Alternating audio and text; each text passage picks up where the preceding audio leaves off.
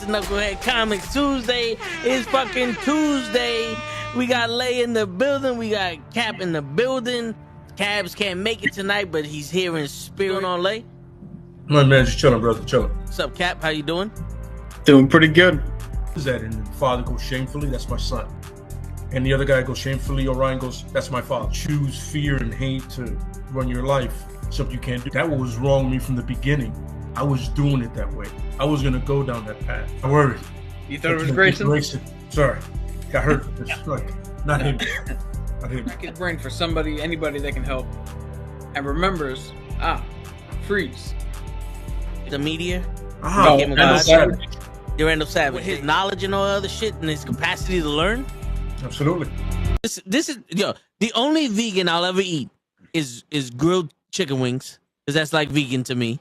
You know what I'm saying? Because the chicken wings are supposed to be fried, but you grill the chicken wings, you put it in some sauce, and give it some blue cheese. Is vegan. That's vegan. Like regular moo cow fuck milk, put it in some Honey Nut Cheerios, vegan, because Honey Nut Cheerios is good for your heart. You know what I'm saying? Can I steal the question from Cabs? I got it right. Look at this. I would also like to steal. I would also like to steal. I would also like to steal. You're too late. Wow. I stay loose, I stay hype, I stay loose, I stay hype, I stay loose, I stay hype. I could do this all night, cause I do what I like. Yeah, I do what I like, yeah, I do what I like. Sipping goose, sip is right, and I go with the flow. Yeah, I go with the flow, yeah, I go with the flow. Cause I know I'm the show. In the zone, here I go. In the zone, here I go. In the zone, here I go. Yeah, they know I'm a pro.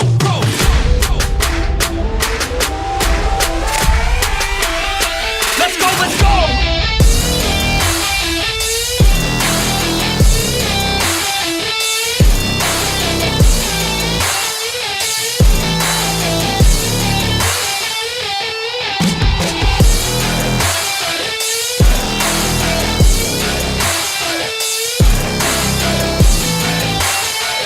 Yeah! Let's go! Here I go, I get lit, I get hyped for this shit. Right.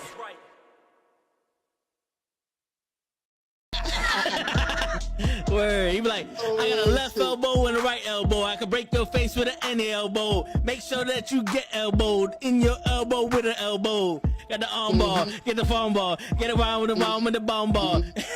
Daddy's gonna take you to Jersey Shore. Yo.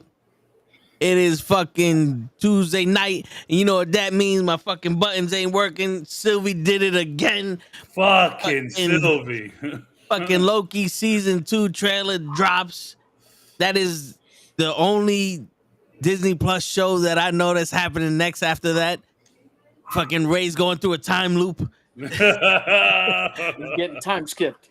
Shit. After that, I don't think there's any other shows. Groot. I Am Groot season 2. The shorts. Yeah. Well, fuck that. We didn't watch the first ones. What? I did. I watched some of the shorts, but like, yeah, you don't have to do that. No, yeah, I saw it too. But fuck, that's not important. Right now, we're talking about Loki. All right, season 2. But before we get into that, Cap got a question today. We got Cabs in the building. We got Ray in the building. We got Cap in the building. We got Taquan in the building, showing love to Ray like he always does. Jesus. Coming in hot. Word. Hey, if that's true, then I'm gonna thank you, Ray. You're proving my point. So thank you. You're welcome.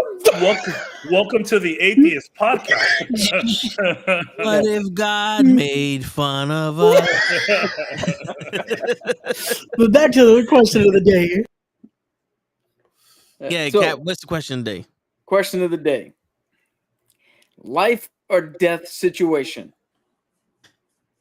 Is there a song that you could sing 100% from start to end without messing up any fucking lyric? I'll go first. No. You put that to me, I'm dead. Wait, I feel like we all should be able to, because there's one song we all know that I feel like you can't fuck up. Well, The Alphabet. That's the song. Fucking cheater. Yeah. How does it end? His name is my name too. No. Now I know my ABCs. Next Why time, won't you sing sing with with me? me? Yeah. Are you Is sure? that not how it But ends? but I know what you mean. You mean like a real song? No, yeah. I was trying to. The I wanted to find the closest, loophole. the closest. I don't think I have one. I don't think so. But the closest would be, damn, maybe Nas is like Freedom of Jail clips inserted. A baby's being born. Same time a man is murdered. The beginning and end. As far as rap goes, only natural. I'll explain my plateau and also what defines my name. First, it was nasty, but times has changed. Ask me now, I'm the artist. I could keep going. I could keep going. That's the closest I got. I'm That's the trying to closest think I got. if I have an actual song that I could. But I'll probably lose a word or two, and I'm probably you'd gonna be die. dead. Yeah, you're dead. You're Yeah, dead. I'm gonna die. Like if it's karaoke and I have the extra words up there for like a little bit of reference, I'm murdering that track. Yeah. I mean, yeah. I think the closest I get is maybe "Bye Bye Bye" by NSYNC. That's an easy song. And the only reason I say that is because I once won $25 at a karaoke bar in Italy, singing that song without looking at the screen. But I did have to start. You have to get your bearings. Yeah, Yeah, I had to get like the first three words, and I was like, all right, I'm in.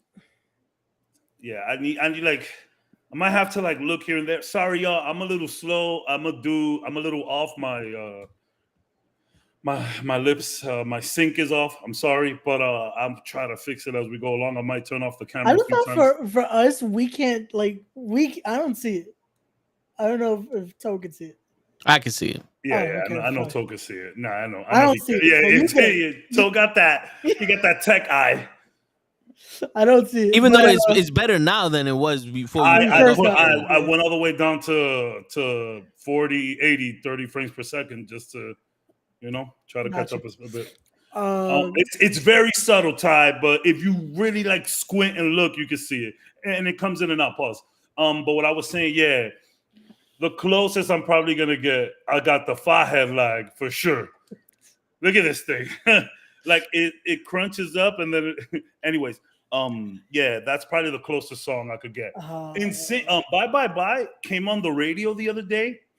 I listened to over here, it's called 102.7 The Beach. It's all 80s and 90s.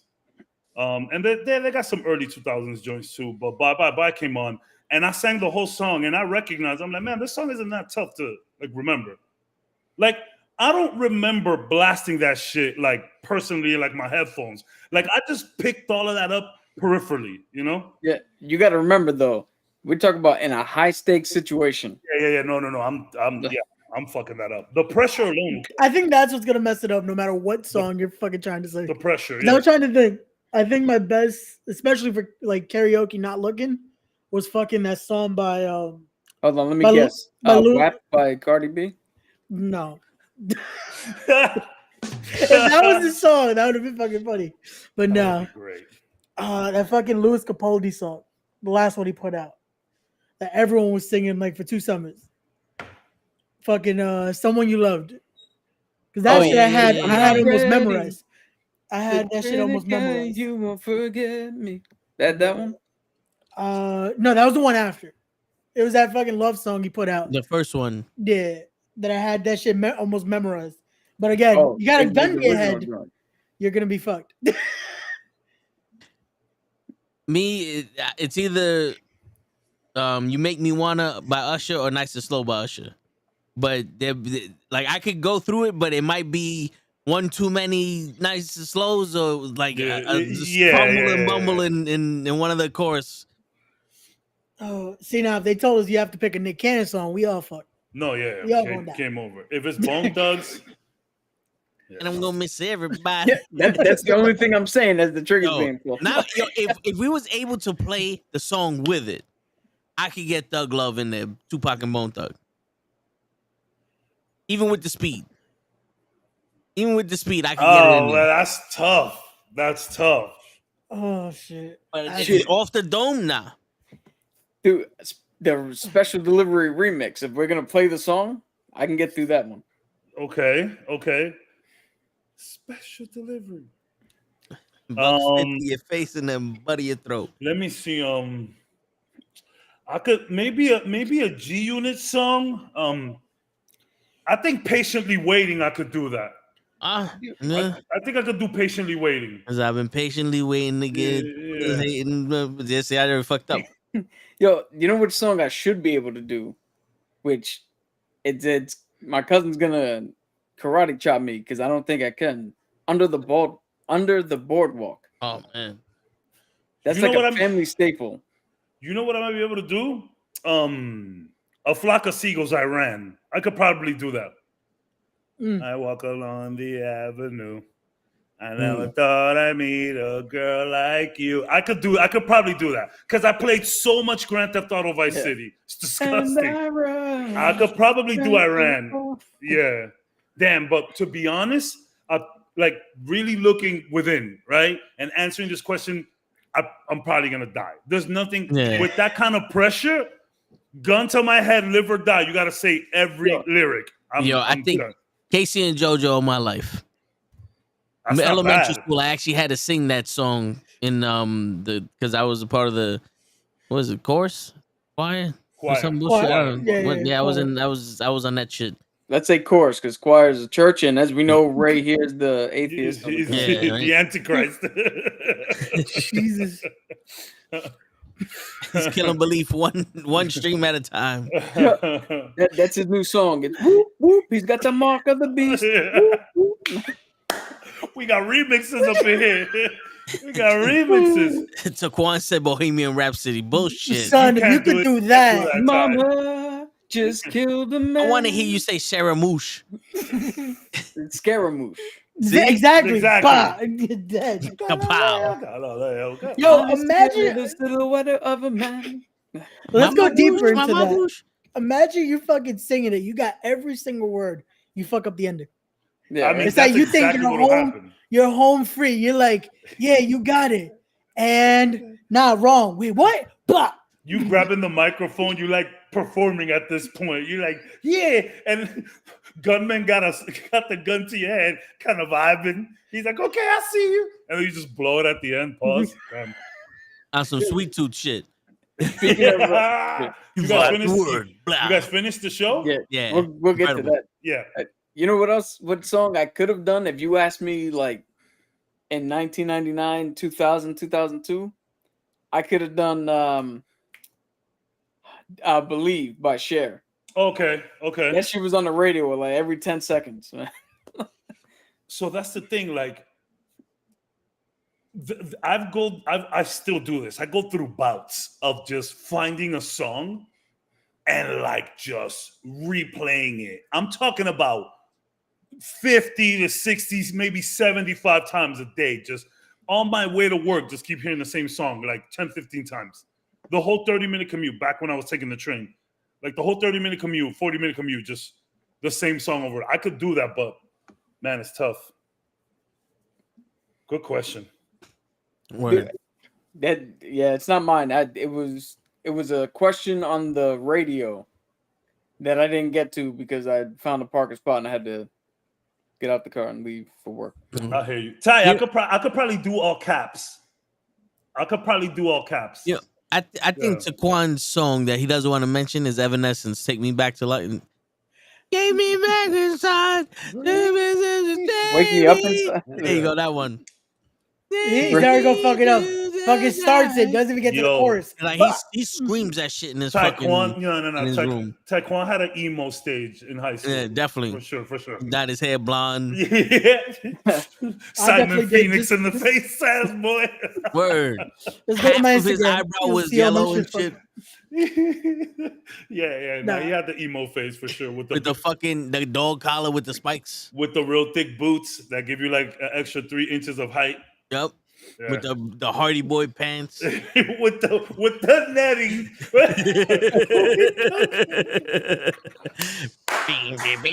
Yo, Ty. I always had love for the emo kids because I not that I was jealous, but I always like, man, it's like y'all are so just I was too worried about what people thought of me to ever be emo. And that's just me being real with y'all. In high school, I was very concerned with what people thought. I won't lie. Nowadays, I don't give a fuck. I'm out here looking like a bum. You know why I never turned emo? All them clothes look hot as fuck, bro. It's black. Yeah. It's black all day. Yeah, that's crazy. The leather jacket is fucking in the fucking summertime. Motherfucker, I don't even want my underwears on. You know why I didn't turn emo? Because clothes are expensive. And we ain't used to get the best fucking clothes. Yeah. Like we got literal like windbreakers that were reversible. So there's 2 pants right there in one. Hell yeah. Remember, one of them had the stripes down the side and the other one didn't. It was the same color, but one had the stripe on one side. And then you had the pants that turned into shorts. You just had to zipper them off. Yeah. Yo, people swear those emo outfits was pricey as fuck. Those boots could be $100. Them thick ass boots they be rocking. Hell nah, that shit's expensive. They made to fucking kill people. Yeah, that shit's expensive. You ever seen what the Brazilian soccer team looks like their kit? Yes. How it's just like the collared shirt, yellow with the blue. Yes. No lie, one of my shirts was like that. It was from like one of the fucking little bullshit stores on Pelham Parkway. And one of my looks was I had that and the gray half of the fucking of the two sides of the windbreaker. Yeah, put the gray one on and that and walk to high school. The good old days. Damn. See, I was emo on a budget. I made sure I fucking went up my budget with my shit. Yeah, bro. Nah, emo, that shit is not cheap, bro. I remember the first time I spoke to her. I'll never. I think it was her name was Sarah. She was more punk rock than she was emo, but those lines blur. And like I remember asking her, she had like this like it was kind of like bracers almost. It looked like some like fighting gloves, bro. She paid $100 for them shits in 2002. I was like, yo, that's crazy. Yeah, nah. They're probably $30,000 now. Yo, bro. Yeah, no. Those shits are gonna be expensive. Don't think that emo's just cheap. No. Yo, you know, to no wonder they echo your point a little bit. They got so much money they're depressed. Echo your point a little bit, Cavs, where you were going with. I've always envied emo kids because to me, I was like, you get to be you. You get to look how the fuck you want. Facts. And I'm sitting here with this bullshit ass yellow, bright ass fucking metallic yellow shirt. That's all I got. Yeah, I was like, I don't want to look like this. Like shit, if I can go into high school looking like the Crow, I would have fucking done that. Yeah, right. I'll never forget this. I have this vivid memory. There was this lady that came to my house. She had like 6 garbage bags of clothes. And it was all hand-me-downs for me and my younger brother and my parents. Yo, in there was this Guess sweater. It was all black with like a beige, like kind of brim around here. And it said Guess in red. I think I remember those. Yo, son. And I was like, what size is that? It was my size. I'm like, that's my sweater. Don't anybody touch that. But in there was a bunch of I Love New York shirts. You know what I'm saying? There was like Zodiac sign shirts. Y'all remember them horoscope shirts? Yeah. You know what I mean? There was like the Statue of Liberty shirts. The Mickey Mouse shirt that everybody had. There was like, yo, bro, she even had like fucking Paco jeans in there. Bro, no, she hooked it up. I'm not going to lie. There was a lot of good hand-me-downs in there. You want to hear something crazy? I will never forget this shit, bro. One Christmas, my cousin bought me and my brother Eddie Bauer book bags. Oh, shit. Never got to use them. Why? My mom was like, no, you can't take this to school. They'll rob you for this shit. She's not lying. Bro, I don't remember seeing it after I opened up the gift. She sold them just to get food. You know, now here's funny. This is how shit gets really weird in life. Because I got to use mine. And one of the main reasons why my guy is green and brown is because that Eddie Bauer bag was green with brown and gray trim. Cool. I had My shit was blue and yellow. I had a $20 I JanSport use teal green. I thought I was the coolest person in the world. They stole that shit within 5 days of me having it. But Shit. see, I had one Damn. advantage that you guys don't. Well, you and Ray. Well, no, more so than Ray. Because Ray has a sunny disposition, despite the fact that he's the Antichrist, right? Me, I've literally been asked in high school on multiple occasions if I ever smiled. Oh, So nobody fucked with me because I didn't look like the kid that would make everybody's day better if I got fucked with, if you know what I mean. yo, Mine was just negligence. I left it in the lunchroom and I just came back. And that was when JanSports was hot. Like, Yo, it was just negligence on my behalf. there was one time someone took my jacket. This was in high school. It was art class. And I dead ass was like, someone better give me my jacket or else we not leaving this room. And the teacher was like, what? I said, we're not leaving this room. All of us. Gangster. Yo, they had to get the deeds in the fuck. I was like, give me my shit, or all of y'all niggas is getting it. Yeah. I don't give a fuck.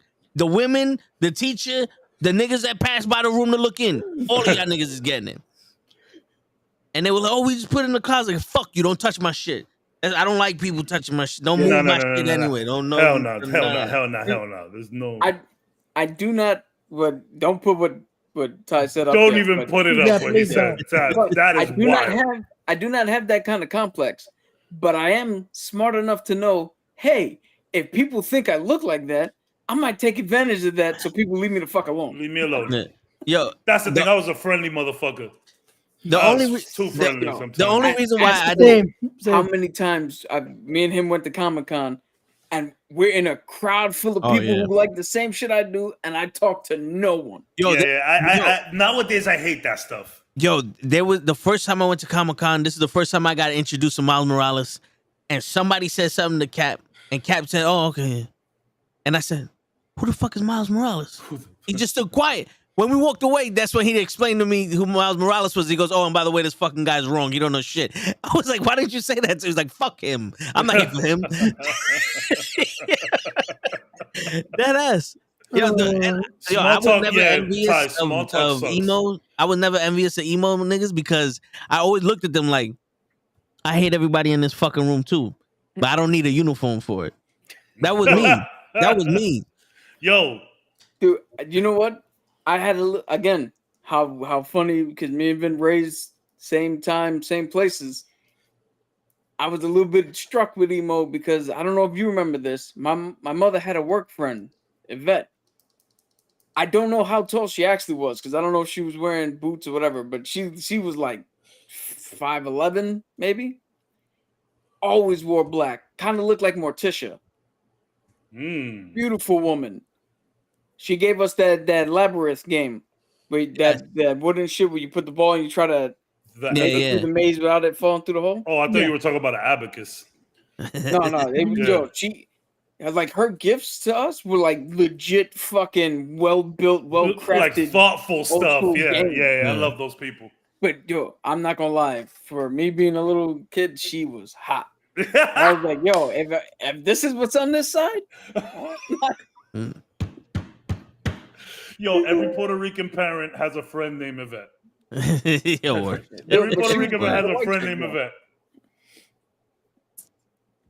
shit. Yo, did Taquan just call Kenny D-Lo Brown? That's kind of hilarious. Oh yeah, when what was her name? Miss Boss? Miss Bitch. Miss Bitch came. Everybody was calling Kenny D-Lo Brown. oh, Yo. so now anytime he shows up, you gotta play. You're messing with the real deal now. I'm about to. You better recognize. That's it. That's his new entrance theme. I was a humongous fan of the Nation of Domination, so I understood that reference. Yeah. Okay, Cap. Favorite match of all time. Favorite match of all time. It was the Chicago Street match, D-Generation X versus the Nation of Domination. I will never forget that match. Chaos. It's because 9-on-9, just shit flying everywhere. I reference it all the time. I love that fucking fight. Yo, I love the fact that the Nation will go up against Los Boricuas, which is Savio Vega and 3 other Spanish dudes because I don't ever remember them saying Vega. Yeah. Hector. I know one of them was Hector. Oh my Probably. God. I forgot that name existed. Bro says Savio Vega. Wow. No, he's a nice guy. I met him a few years ago. Cool dude. Insane. You know, it's funny, Taquan. I had rice and beans for lunch. The fuck Damn. you? I had rice You and fucking- beans. I had rice and beans the other day. You fucking vegan. What Yo, what you eat? hold on though, cause black folk eat red beans and rice. So let's Yeah. cut it out. Yeah, That offends me, Ty. word. You fucking cauliflower eating Because motherfucker. you're a rice and bean motherfucker too. So cut it out. Word. Yeah. They're just prepared a little different. That's all. Word. You eat peas and shit. Like if I go to a soul food spot, I am getting red beans and rice. Like if my side is gonna be red beans and rice, some mac and cheese, and some cornbread. I am not a collard green guy. No offense. Bitch. I am not a collard green guy. But Me and Kaz finish each other's sentences. yeah, we do. Red beans and rice all day. Yeah, Ray gon' nut in your butt. Hey yo, Wait a minute. hey yo. You never heard, yo, you know Speed Zone or whatever. What's his this fucking Actual speed. I guess so. He's a The streamer. yes. The one that just had his eye like super swollen. Yeah, some gay dudes did a diss track on him, and he's reviewing the track, and the song transitions. Oh, and he goes, yeah. which one I want? Nothing in my butt. Yeah, I did see that. Yo, but they do that to everybody. Yo, those kids is blowing up. They get so much views on them songs. Yeah, I did see that. Yo, Kenny, don't worry. I got my tickets for Thursday. I gotta see his fucking movie. Yeah, now. he got to see Barbie. Oh, I saw Turtles. I saw Turtles. Turtles was amazing. Turtles. Wait, time out. Why do you have to see Barbie? Because he promised Bad Blood last week that he was going to watch the Barbie movie with Bad Blood, and Bad Blood watched it, but Ray didn't. So now he got 7 days, 6 days now. And if he doesn't, Let this me guess. motherfucker got to go Margot through Robbie's the gonna gun. come through the screen and take his soul. Nah, it's just a bunch of Not shit. I gotta not go the through. worst thing to happen. Yo, Nah. dude, if that was the case, I'll make the pledge to watch it. Never go see it. Let's go watch Barbie. Yo, I gotta watch Barbie too. It's in one of the streaming sites that And there's I, already a that I part watch. 2? No, all right. Let's put it in terms you can understand. He's got to watch Barbie. También. Also, yeah. También. Sí, Yo, we sí, got Cap también. speaking Spanish. Hey, My man, yo, Cap has let go of sugar and has become extremely ratchet.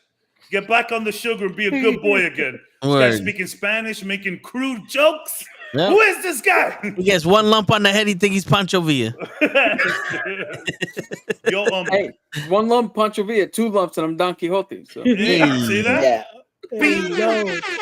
Yo, so Cap, you're gonna start laughing.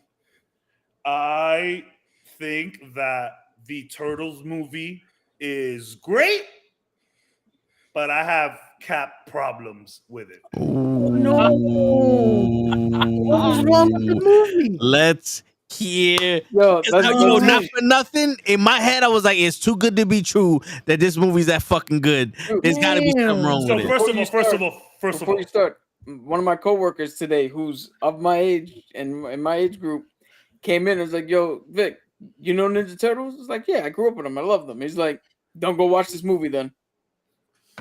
I mean, I wouldn't say that much, but the ending gets a little absurd.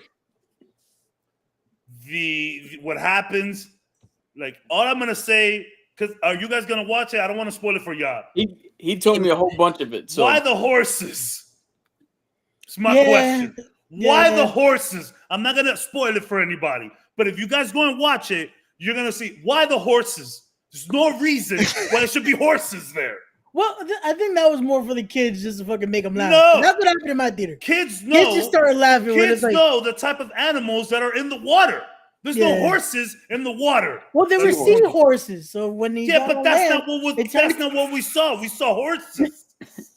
Anyways, I think it got a little crazy, but I have one problem, and it's like It's I was gonna say, was that your major Yo, problem? 'Cause- hold on, wait. No. It's Ninja not that they're Tur- wrong. Go ahead. The Ninja Turtle horses or the fucking Thor 3 No, goats? horses. No. horses. These The are just real no, no. horses. I'm Real saying, would you rather have seen the Ninja Turtle horses or the Thor? Ninja Turtles. Ninja Not the Turtle goats. All right. Anything but the goats. Anything but the goats, goats. All right. Boring ass shit. So and then my main problem with it, it's not a problem. It's a creative. It's a creative choice that they decided to do for this movie, which is part of the original continuity. They went with the Splinter that I don't like, the origin of Splinter that I don't like. Okay. That's what he told. That's what the dude told me to skip the movie. Which is listen, this is the original Splinter that we're looking at.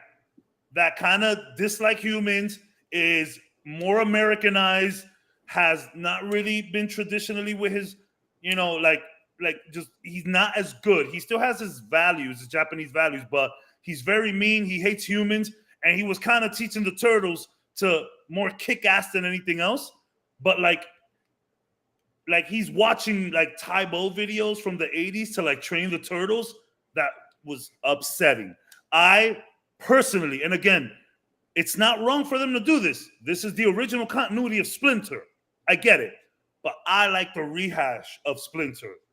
Hamato Yoshi, the Japanese dude who is related to Shredder. Yeah. Yes.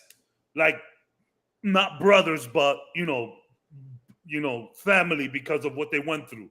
Yeah. That he is saying a bunch of wise Japanese shit every time. That's the Splinter I like. Yeah. So Oh, I again, made it funny. this is again, there's nothing wrong. The movie is fantastic. And Yeah. I still suggest you watch it. Definitely. Not only that, it's an easy watch. So now we're in 39. It's an hour and 30 Yeah, minutes. that time flew by like super fast. I was like, wait, we're at the ending already? Shit. Which is kind of another issue that I had. I would have loved to seen. There was one big montage of action. Yeah. Yeah. And it was great. Like Captain America: First Avenger. Even worse than that, Cap. Oh It shit. was like, you will not like that. There was mainly just one big scene and whatever. It's good. You should see it. At the very least, see it for the culture. I just had a real problem with the Splinter they chose. Yeah. I thought the guys were perfect. It's funny. Mikey wasn't kind of like goofy. He was just more like chill. He was very cool, which makes sense. If anything, Donnie was a lot more goofy than geeky. And Leo was Leo. And Raph was probably my favorite turtle this whole movie. My man is Leroy Jenkins unhinged. It's so funny. Legit. It's so funny.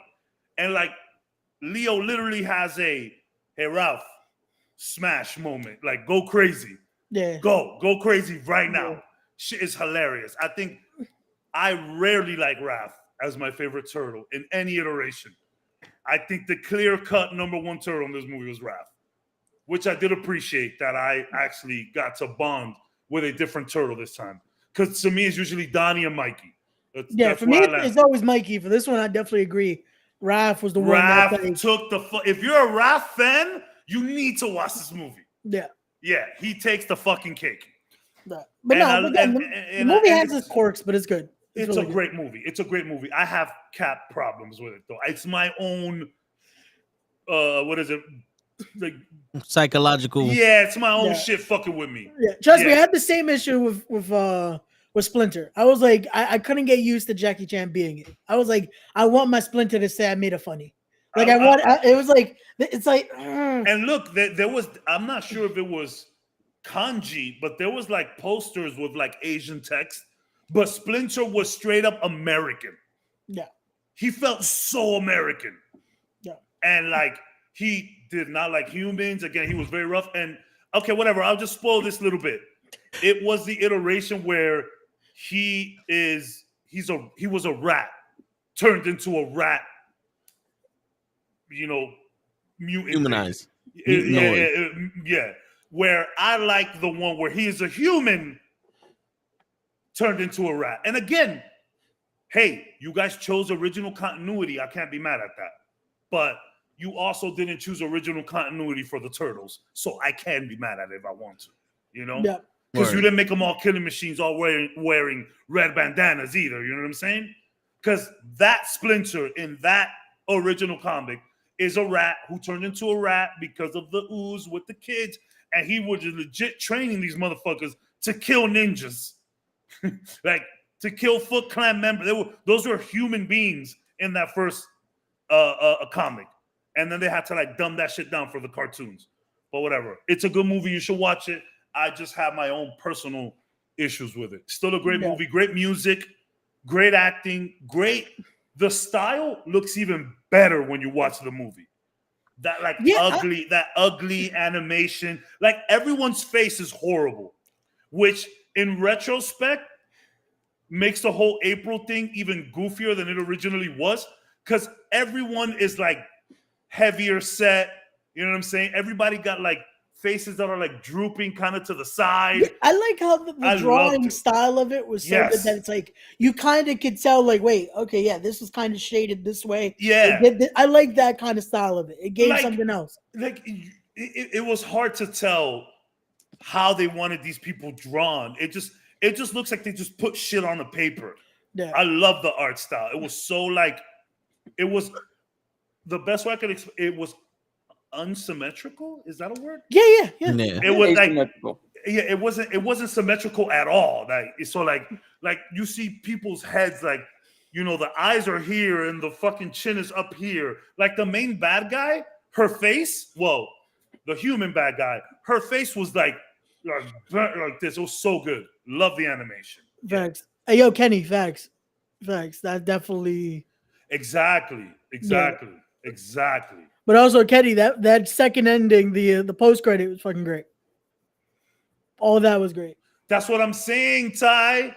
That's what I'm saying. There was no. So at one point, the turtles go, yo, dead ass. The turtles go. They were like, oh, what is our last names? Do we even have last names? And I said, Hamato. And nobody got it because it was a room of kids. You know what I'm saying? Yo, nobody got it. Same in my theater. There was a room of kids. Nobody got it. Yeah, Hamato is your last name. Yeah, that's your last name, bro. So again, it's a they did a choice and they went with it, and I'm okay. But me personally, I like that Splinter from the Nickelodeon cartoon. Oh, yeah. That's my favorite iteration of Splinter. My man was just dropping gems all day long. Mad smart, mad into the culture. Oh my God! When there's that episode when the boys get poisoned by Shredder's daughter, and Splinter teaches Leo like some freaking signs to like heal himself. Yeah, the ninja shit. Oh my God! The story arc of him and Shredder and how they met back in the day when they were younger. Ty, you feel me? How do we not get no Hamato Yoshi? No Shredder. I was so heated. Heated. Can I just point one thing out? I'm sorry. No.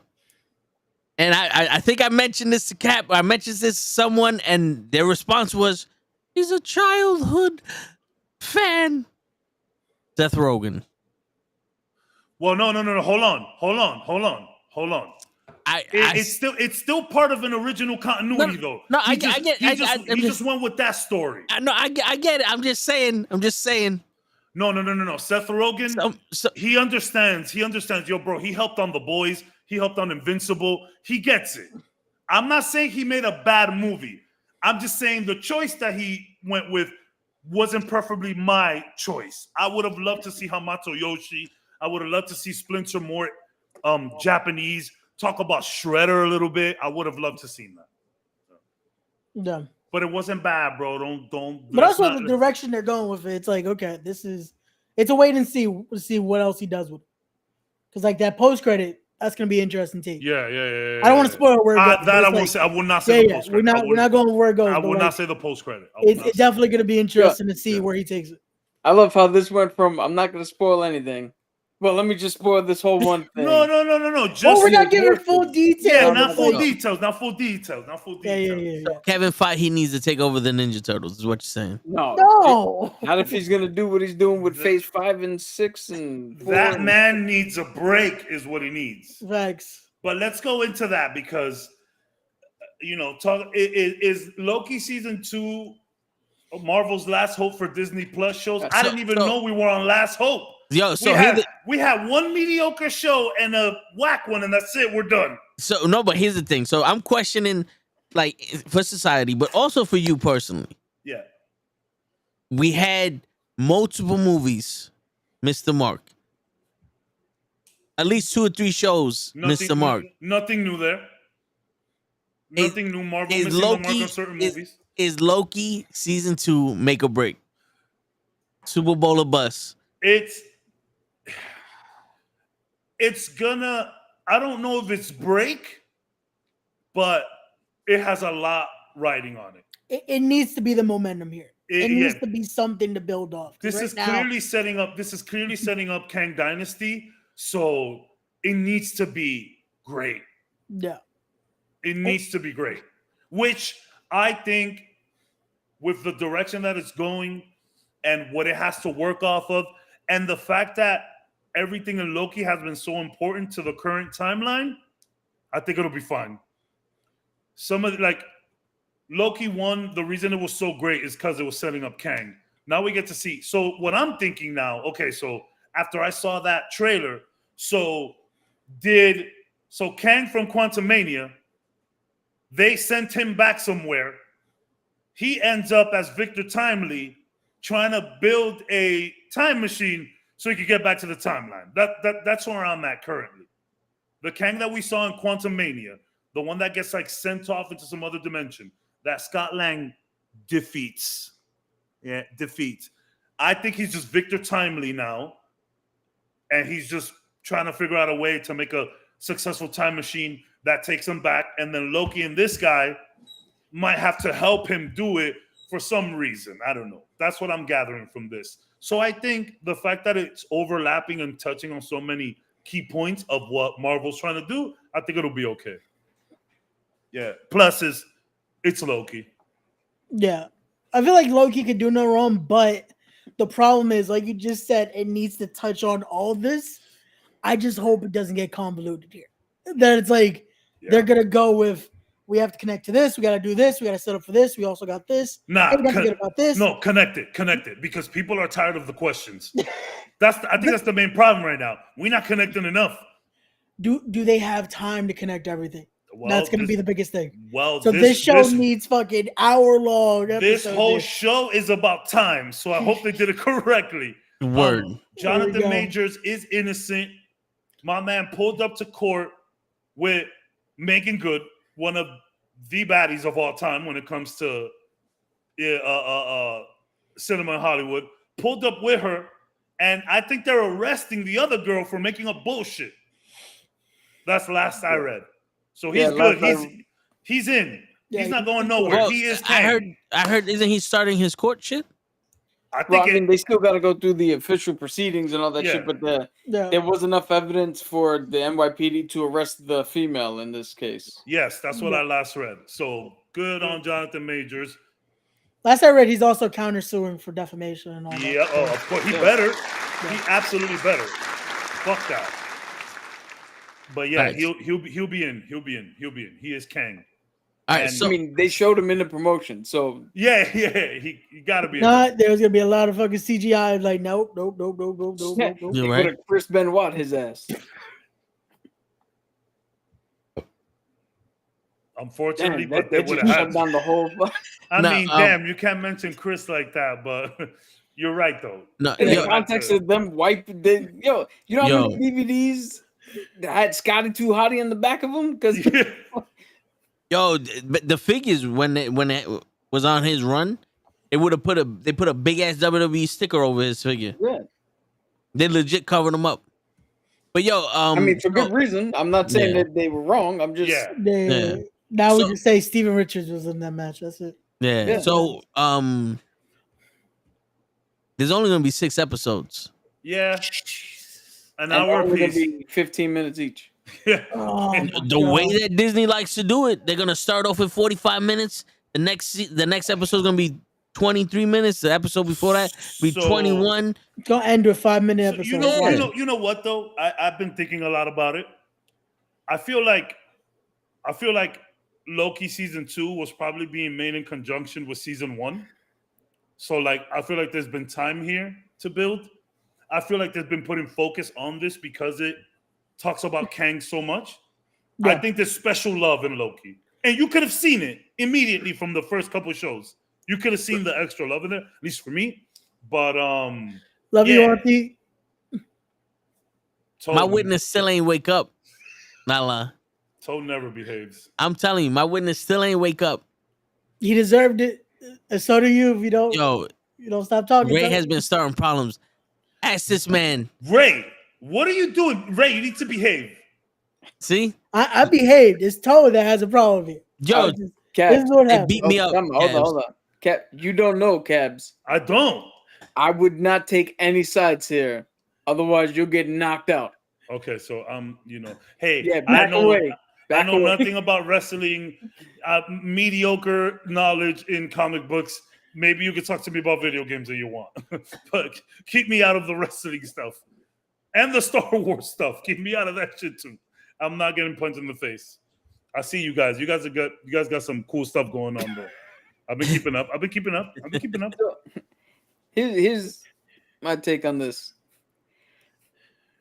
I've said this to Toe before. The Ahsoka Tano show, since you brought up Star Wars, that you open up the floodgates. Is the last. Always. That is the last hope, the last ditch for Star Wars, for me and a lot of the fandom, actually, because everything's just middling right now. Mm-hmm. I mean, there's a lot of hope that Dave Filoni can bring this in and the Mando movie and tie everything up, blah, blah, blah. On the Marvel side, I hold Loki in the same regard as I do Guardians of the Galaxy 3 and Wakanda Forever. This isn't the linchpin. I mean, if this fails, Marvel's dead. But this succeeding, this is almost like an automatic success. I think so too. So this is not the last hope. The Marvels and other shit after this, that's where you start seeing the last lines of hope. For me, the last true line, the line of demarcation, where I will plant my flag, is Captain America: Brave New World.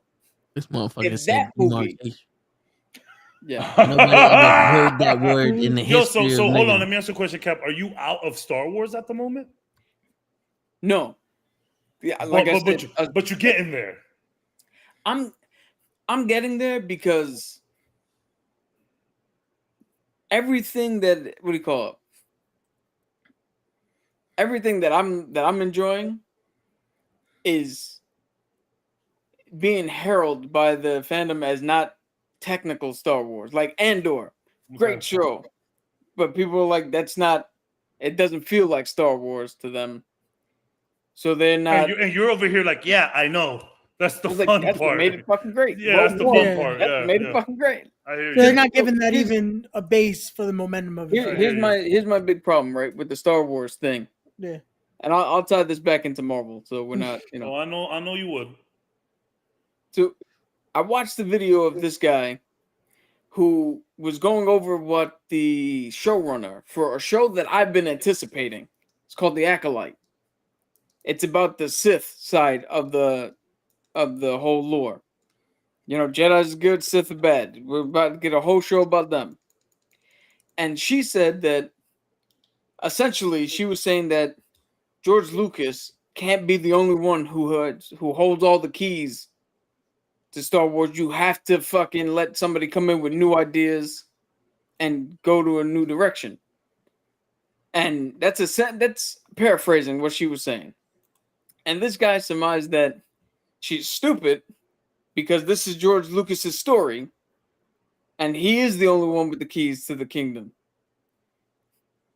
And I went, not necessarily, because I mean, if this one man is saying, so this dude loves the prequel movies, right?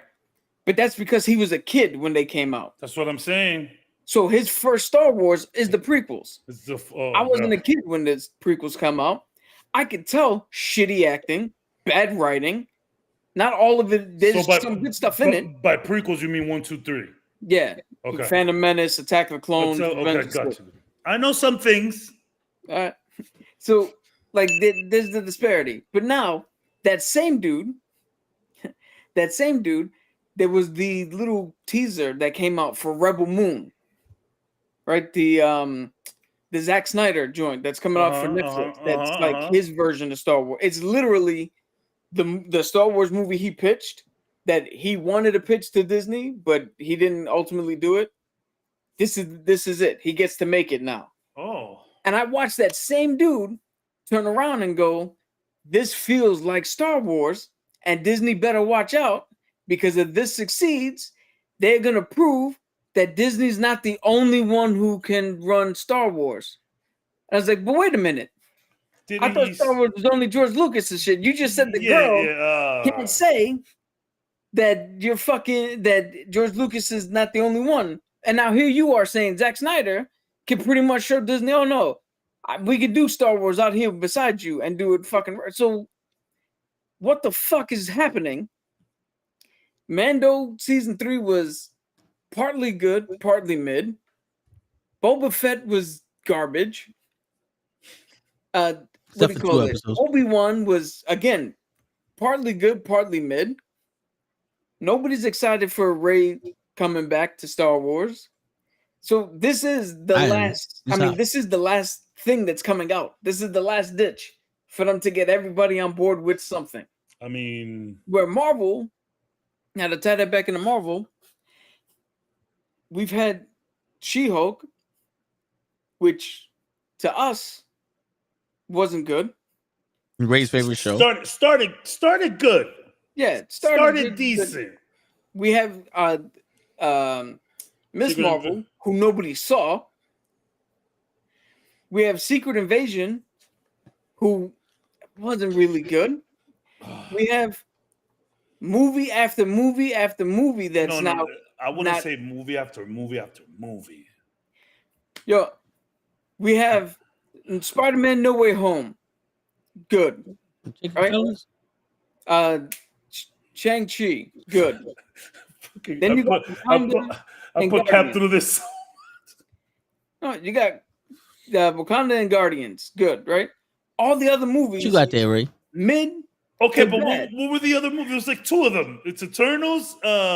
Eternals, Doctor Strange, and Ant-Man Quantumania. Doctor Strange gets better by the watch. That's why I said mid to bad. I would say mid to decent, but okay. I see your point. Mid is the start, and then it only goes down from there. Nah. But I hear your point. Sorry. Right. I mean, this is for the fandoms. Yeah, for sure. Right. This is all the shit that I'm reading online. That all the research I do when I come in here, because somebody's got to look at what's going on in the wider picture. All right. So Loki is a built-in already. People for some reason are obsessed with Loki. Yeah. It was a good show. Yeah, everybody's gonna come in here and not expect anything bad. Yeah.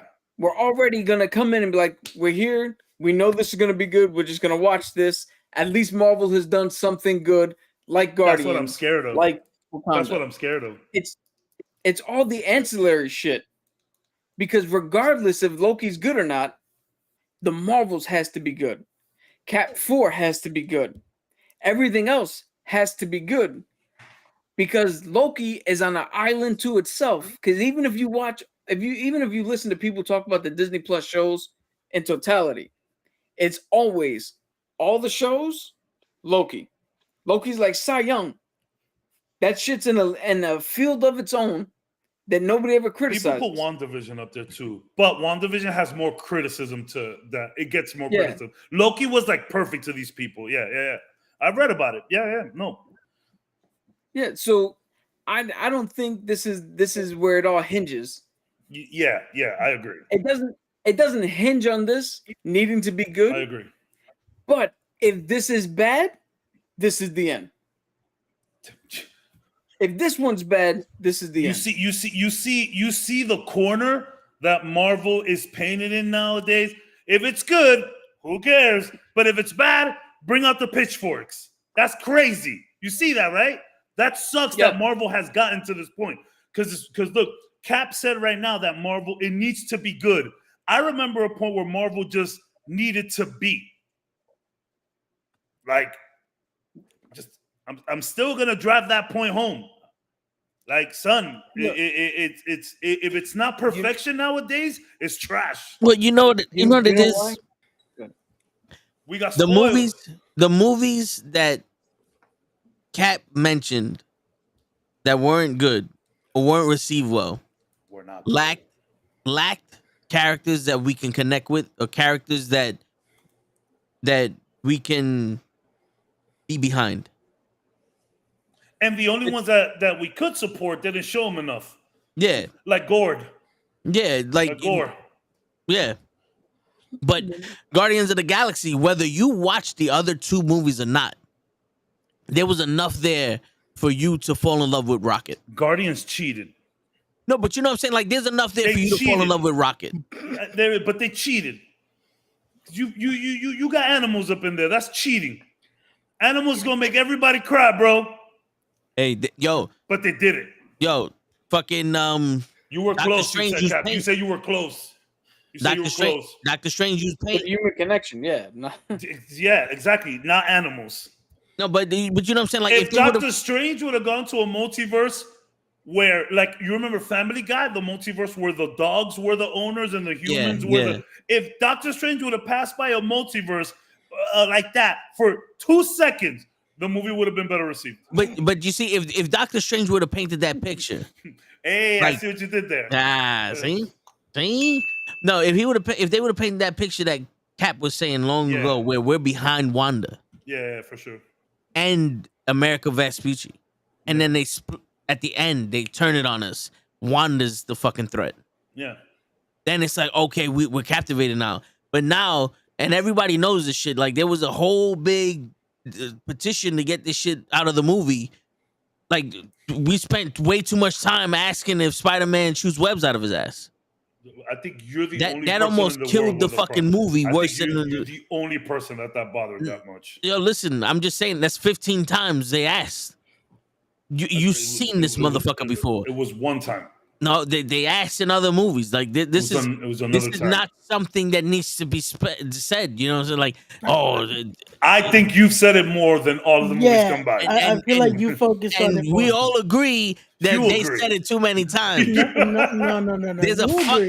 There's a fucking whole community. Wait. There's a whole fucking community out there that hate this shit. They send death threats to Russo brothers' houses. Mention this nigga shitting out webs one more goddamn time. They weren't involved. Toe is proving why Marvel's failing right now. Because our expectation overexceeds any legitimate thing that's happened. I've been trying to say this for the last 6 months, and I'm crazy. Because the thing is this: are we not wrong? Are we not wrong to expect fucking perfection from a bunch of movies that came after fucking Infinity War and Endgame? I don't want to. I think it's wrong to. I think it's perfection. Perfection may be loose. Perfection may be a strong word, but that's what they're Infinity War and Endgame. I think the word you're looking for is consistency. Yeah. If that's what we wanted, then that's fine. But no, people legit want Endgame and Infinity War to be every movie. No, but here's the thing though. Here's the thing. What do we want from She-Hulk? A lawyer show. Yeah. Promise. What was we bitching about? Yeah. Lawyer show. Yeah, the lawyer stuff wasn't great. What did we want from Multiverse of Madness? Within a multiverse. An actual multiverse, not fucking paint. That's not Endgame level shit. I mean, there was literally another universe, and but you know, focusing on the paint. But you know what I'm saying? Like, yo, before we even saw the trailer for Multiverse, like, yo, Tom Cruise could be fucking Iron Man. They could do this. But that was us. That was us. No, but that wasn't them. That was us. That's the world. But that's the thing, though. these rumors and all these expectations that people had were something that was back in the 90s. I remember people putting out pictures of what if the Avengers came out in the 90s and Leonardo DiCaprio was Captain America and Tom Cruise was you know what I'm saying? Like they had all these things that you could have played with. You could have fucked with everybody with this shit. That's not Endgame level. Well, let me tell you, that meme is mad old. Yeah, you know what I'm saying? That meme is dumb old. No. Yeah. I think it was, John Stamos as Winter Soldier is like perfect. That is perfect. That would have been great. And Michael J. Fox as Spider-Man. Yeah, that meme is beautiful. I just looking at that shit, you're like, wow. No, but I get what you're saying, and it's. I think Marvel's overextending itself. They saw the cash cow that was Infinity War and Endgame, and just started pumping out. Let's get this Disney shit going. Yo, back to basics, guys. Back to good scripts. Can I give an analogy? Please. This is what I think Marvel's doing. I think. Yeah, I knew it. Don't even. That was my bad. That was my bad. So I think Marvel, right? I think we're in a relationship with Marvel right now where it's like, okay, we're meeting the friends of this chick, but we're interested in one of the friends, right? And the friend is playing hard to get, but she got this mindset. Oh, but once we become together, you're going to have this fantastic shit. So right now, what they're doing is we're going to give you bits and pieces of what a story we want to tell, the multiverse of madness. But when we get to Kang Dynasty and it's a whole multiversal war, you're going to see all the shit you wanted. But we're going to tease you now. The problem is we're living in an era where, bitch, if you ain't responding to me, I don't give a fuck what you going to do back in the day. I'm done. I'll go find another bitch. I'm perfectly fine playing video games by myself. Don't text me.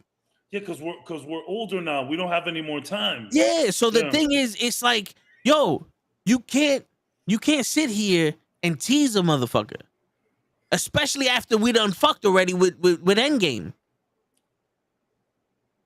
You know what I'm saying? It's like, yo, at this point, give us what you can. Stop teasing us. But that's how I like to say. Or what I've been saying, that like there's always has been a up and down to Marvel. Yeah. Like not everything was a banger. So like I expect not everything to be a banger. Even if I get excited about it, I expect not everything to. And now more than ever, I gotta be honest. The vibe of Secret Invasion kind of got me because I really thought it was. I mean, it was what we thought it was. It was more Captain America, Winter Soldier, espionage. It was that. Yeah, but it had a strong first episode, and then I don't know what happened. This is the Suicide Squad of the Marvel fucking TV shows. Everyone thought this was gonna be the one that brought DC back together. And said, nope, we got Margot Robbie. It's funny because it's. Oh, look at that! Leon said Guardians 3 was the worst. Oh my god! Oh my god! You gotta have to go home. That's a take. Go home. Some people are calling that shit the best movie since Endgame, which I don't agree with, but it's up there. I would say it's second to No Way Home. It's the best movie since Endgame. I would say it's the best movie since No Way Home. My opinion. It's definitely the best movie with the most emotional connection and emotional stakes. For sure. I'll give it that. Yes. I put bleach in his coffee. Secret Invasion is. That's how he makes it light. Secret Invasion was extremely disappointing. I mean, it was too short. I feel like it started so good. The first 3 episodes I was in. It was too short. Say it like this. It was too rushed. Yeah. Which is what I was saying. What we were saying from the beginning. It's like, yo, this is such a big arc. This shit needed a couple movies. Yo, bro, this was someone telling you the best story that they know and laughing through it. Yeah. Like, hello. For that, I'm gonna go with don't fucking tell me shit. I'm gonna go back to the other one. Yeah. You know, it's the way I see it, like Civil War didn't follow the comics that much, but it gave us the core of the comic. Yeah. There was a conflict between 2 heroes, and 2 teams of heroes fought each other, and it went perfectly aligned with what we saw before. In the MCU.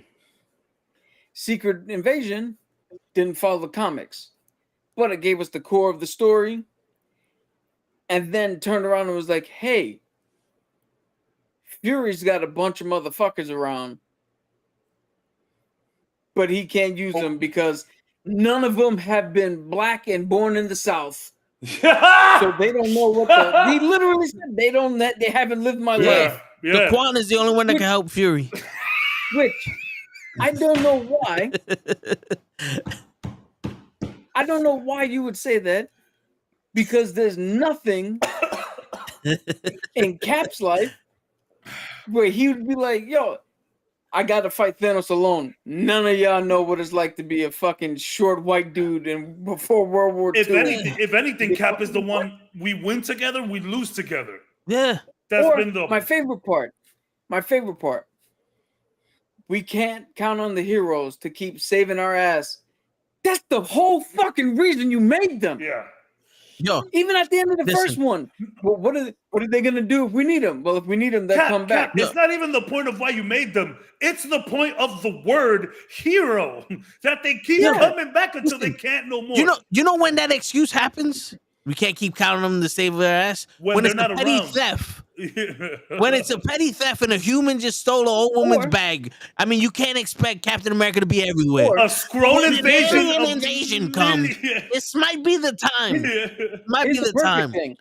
If they would have played their fucking cards right, we can't. Why not call the Avengers? Because I don't know which one is which. Yes. I don't know who's a Skrull. I don't know who's not. Bam! Now you don't call in the Avengers. Fury's got to do this on his own. That would have been the best way to explain it, but no. But all he had to do was turn around and go, Rhodey's a fucking Skrull. Who else? Still, I feel like at that point, you still got to bring in one or two people that aren't Skrulls, or maybe one that is. You still got to bring a few. Heroes. I just watched the honest trailer for Secret Invasion. Oh boy! And do you know what they did? They turned around and was like, "Oh look, Rhodes was a Skrull from maybe after Iron Man's death." They actually said after Iron Man's death, which I was like, good. They were like, what's his name? The white dude from Wakanda Forever. Ross. Everett Ross is a Skrull. They were like, oh, this person's a Skrull. And then they went, oh, Sharon Carter is a... Wait, Sharon Carter's not in this? There's another character that could have been a fucking Skrull. And that's why now she's the fucking power broker. That would have made so much sense. Motherfuckers to put that didn't need to be the heavy hitters. And also, if you've been here for that long, no one knew about Thanos. No one knew about none of this shit that happened in space. We weren't warned for anything. And it's funny too, because you could have tied it back into the blip so much as well. Because it's like, when would you have an invasion happen? When half of the universe was snapped back. Yep. Yeah. That's when all the infiltration happened. We could have there's so much we could have spoke about, and it felt lazy. It was all lazy writing techniques to not have to deal with all of this. No. How fucking powerful or more powerful would it have been for Gravik to turn around and say, you promised us a home, you never fucking delivered. Half of our people, along with everybody else, fucking got snapped in the dust. You wouldn't let us fight to bring them back. Now I'm supposed to sit here with your promises and your empty bullshit. You made me kill that would have been okay. So the Skrulls weren't in there because Fury didn't bring them in. So now we know why they weren't around. Just simple fucking choice lines. Simple lines. They didn't even have to go that crazy into detail. Yeah, I don't know. I don't know. It's stuff that's already there that would have made it so much easier. Now, how funny would it have been with the whole blip shit if somebody got snapped, right? We had one scene, somebody got snapped. Oh, we thought somebody got snapped back as a Skrull. No, they got snapped. That motherfucker walks back in. He's been living this whole time, those 5 years. Then when they come back, now there's another dude. And you're like, who the fuck are you? I wanted so much of that. I could have you could have kept half of these shows and just give me 2 movies about the snap. Yeah. I would have been just fine with that. Now, what I wanted the most though, I wanted a short or maybe like a small movie or maybe even a TV show of those 5 years of the blip. Yeah. I want that more than I wanted that. It's too late now. I wanted that more than anything. Go ahead, tell what you were about to say. Now, whether this shit had a season 1 before or not, watch Loki tie into more shit. It has They're to. already making rumors about how Loki's tying into the Quantumania. Yeah. No, it has to. It's gonna tie into Kang Dynasty. So what I'm saying, other shit. Yeah, You know, like it's there's a lot of shit that Loki can tie. First off, Loki has to explain a lot of shit. Yeah. Because bro, I'm watching Easter eggs. You know, I don't watch. You know, I don't watch shit. But now I'm like, fuck this. Gloves are off. And they're saying that at the end of Quantumania, when they had the Council of Kangs, when those 3 Kangs was walking through that little thing, it looked very similar to that fucking last place in where Sylvie killed the one who's left. Well, I mean, we're coming back to a different timeline. So you know what I'm saying? So now the time police, the TVA, it's gonna be totally different now. So like they're gonna have a whole different stranglehold on everything, while original Kang, the one that wanted to put everybody away, or the one that wanted to kill the council, and got, you know, what is the word? Got beat by ants. Well, that. Well, the one that got sent off, I think he exiled. He's the one that's gonna be Victor Timely, and Timely is creating a machine to try and get back to the regular timeline, which is now a new timeline, and just. Oh, I have a thing. I think Toe might have been the one to originate this. But what if everybody was wrong in their false assumptions that the Kang the Conqueror from Quantumania was the one to fear, and what we were supposed to be watching this whole time is He Who Remains, who just sets up the world, right? Kang the Conqueror as the MacGuffin threat, and now starting from Loki season 2 all the way up to Kang Dynasty, now with Victor Timely, we're seeing the rise of the actual one to fear of the real Kang. Yeah, hell yeah. Yeah. I think Toe was the one to bring that up. Could be. Toby right with the call outs. Toby calling mad shit. I've seen it time and time again. No, but yeah, this is definitely we've seen the easiest of the bunch. So this is gonna be cool to see where it gets worse. Honestly, though, I think this show has too much connective tissue to be bad. It's gonna be Ultron. Here's the funny thing. I don't think this show is gonna connect as much as you guys would want, because I think this show, much like Guardians 3 and Wakanda Forever, is just gonna say this is the solid story we want to tell. Well, when I say connect, I mean to Kang Dynasty. Like we're gonna see what leads to Kang Dynasty. Cause this shit, the end of Quantumania with Loki and this guy speaking, that's where this show starts. I'm guessing that either episode 1 or episode 2 is where they're at the Victor Timely show, which I'm thinking is episode 1.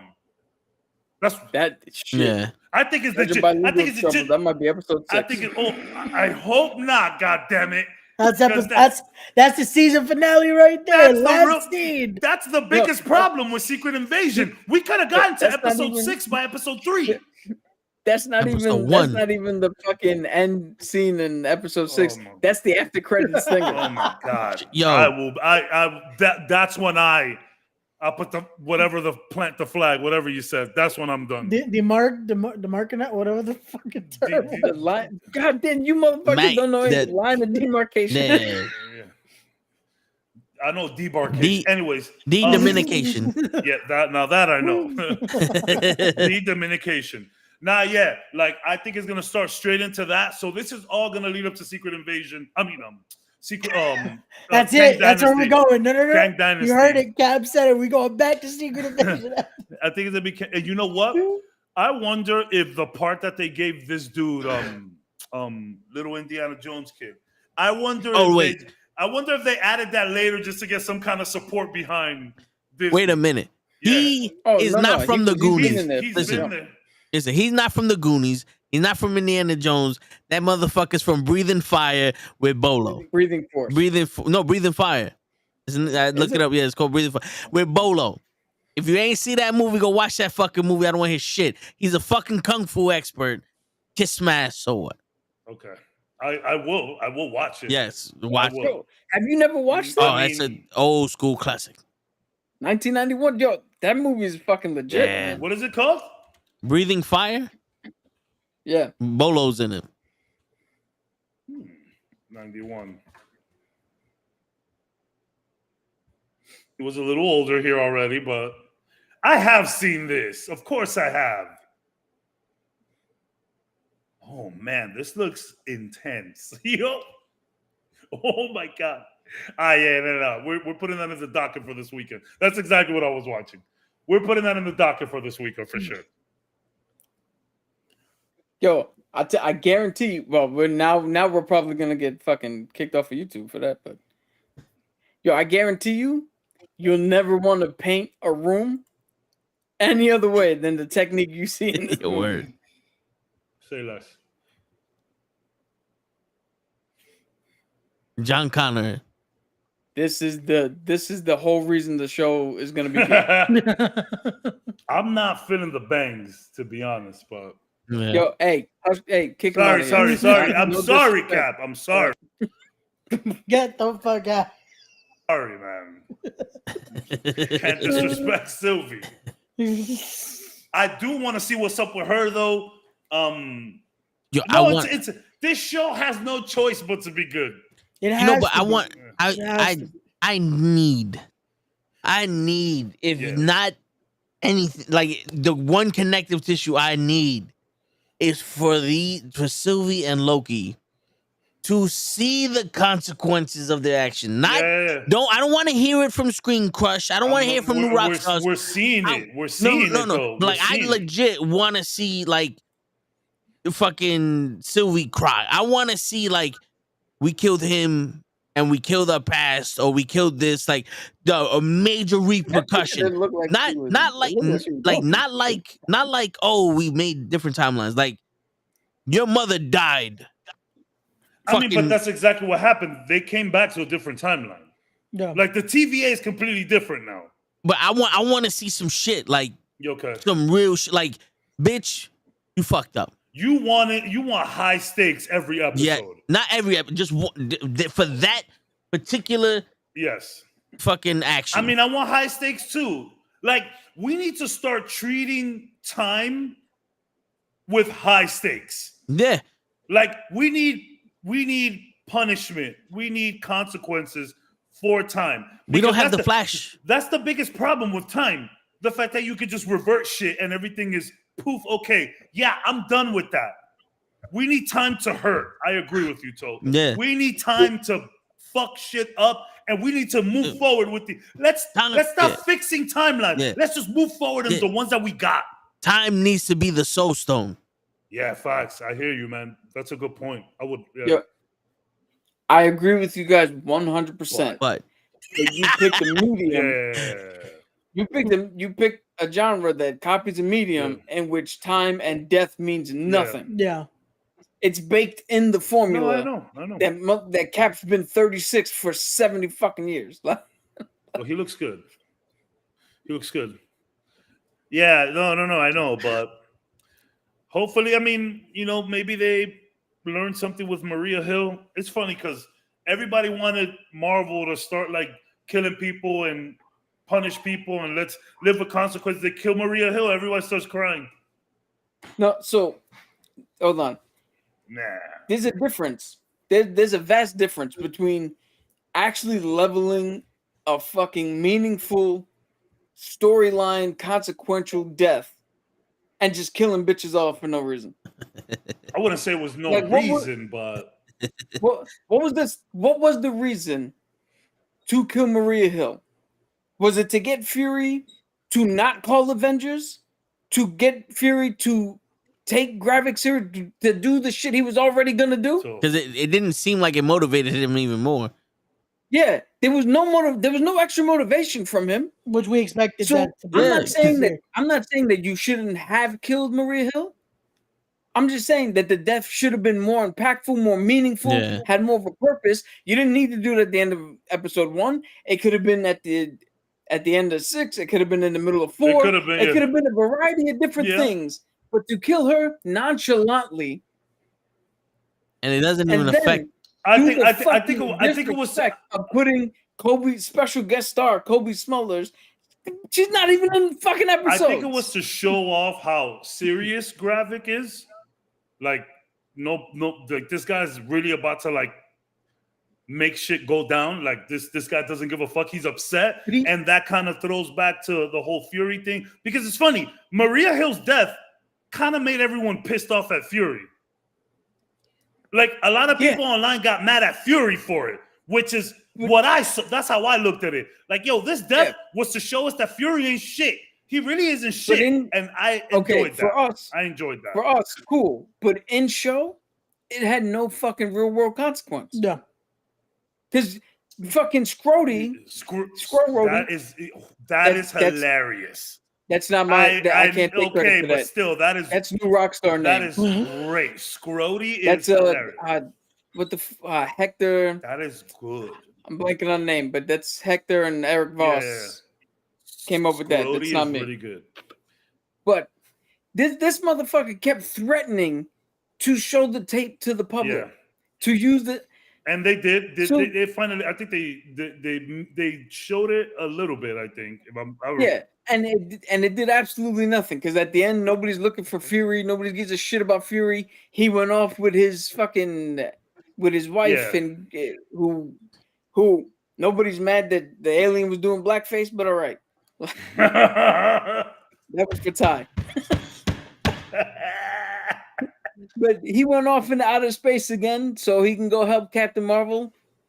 Like nobody cared. Yeah. All I'm saying is if you're gonna kill a character, make it mean something. I mean, but it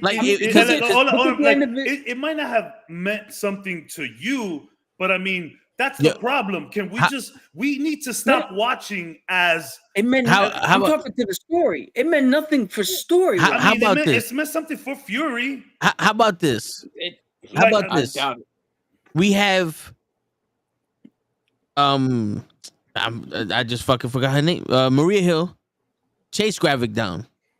She's kicking Gravik's ass. Another Skrull comes and shoots her in the back. She dies.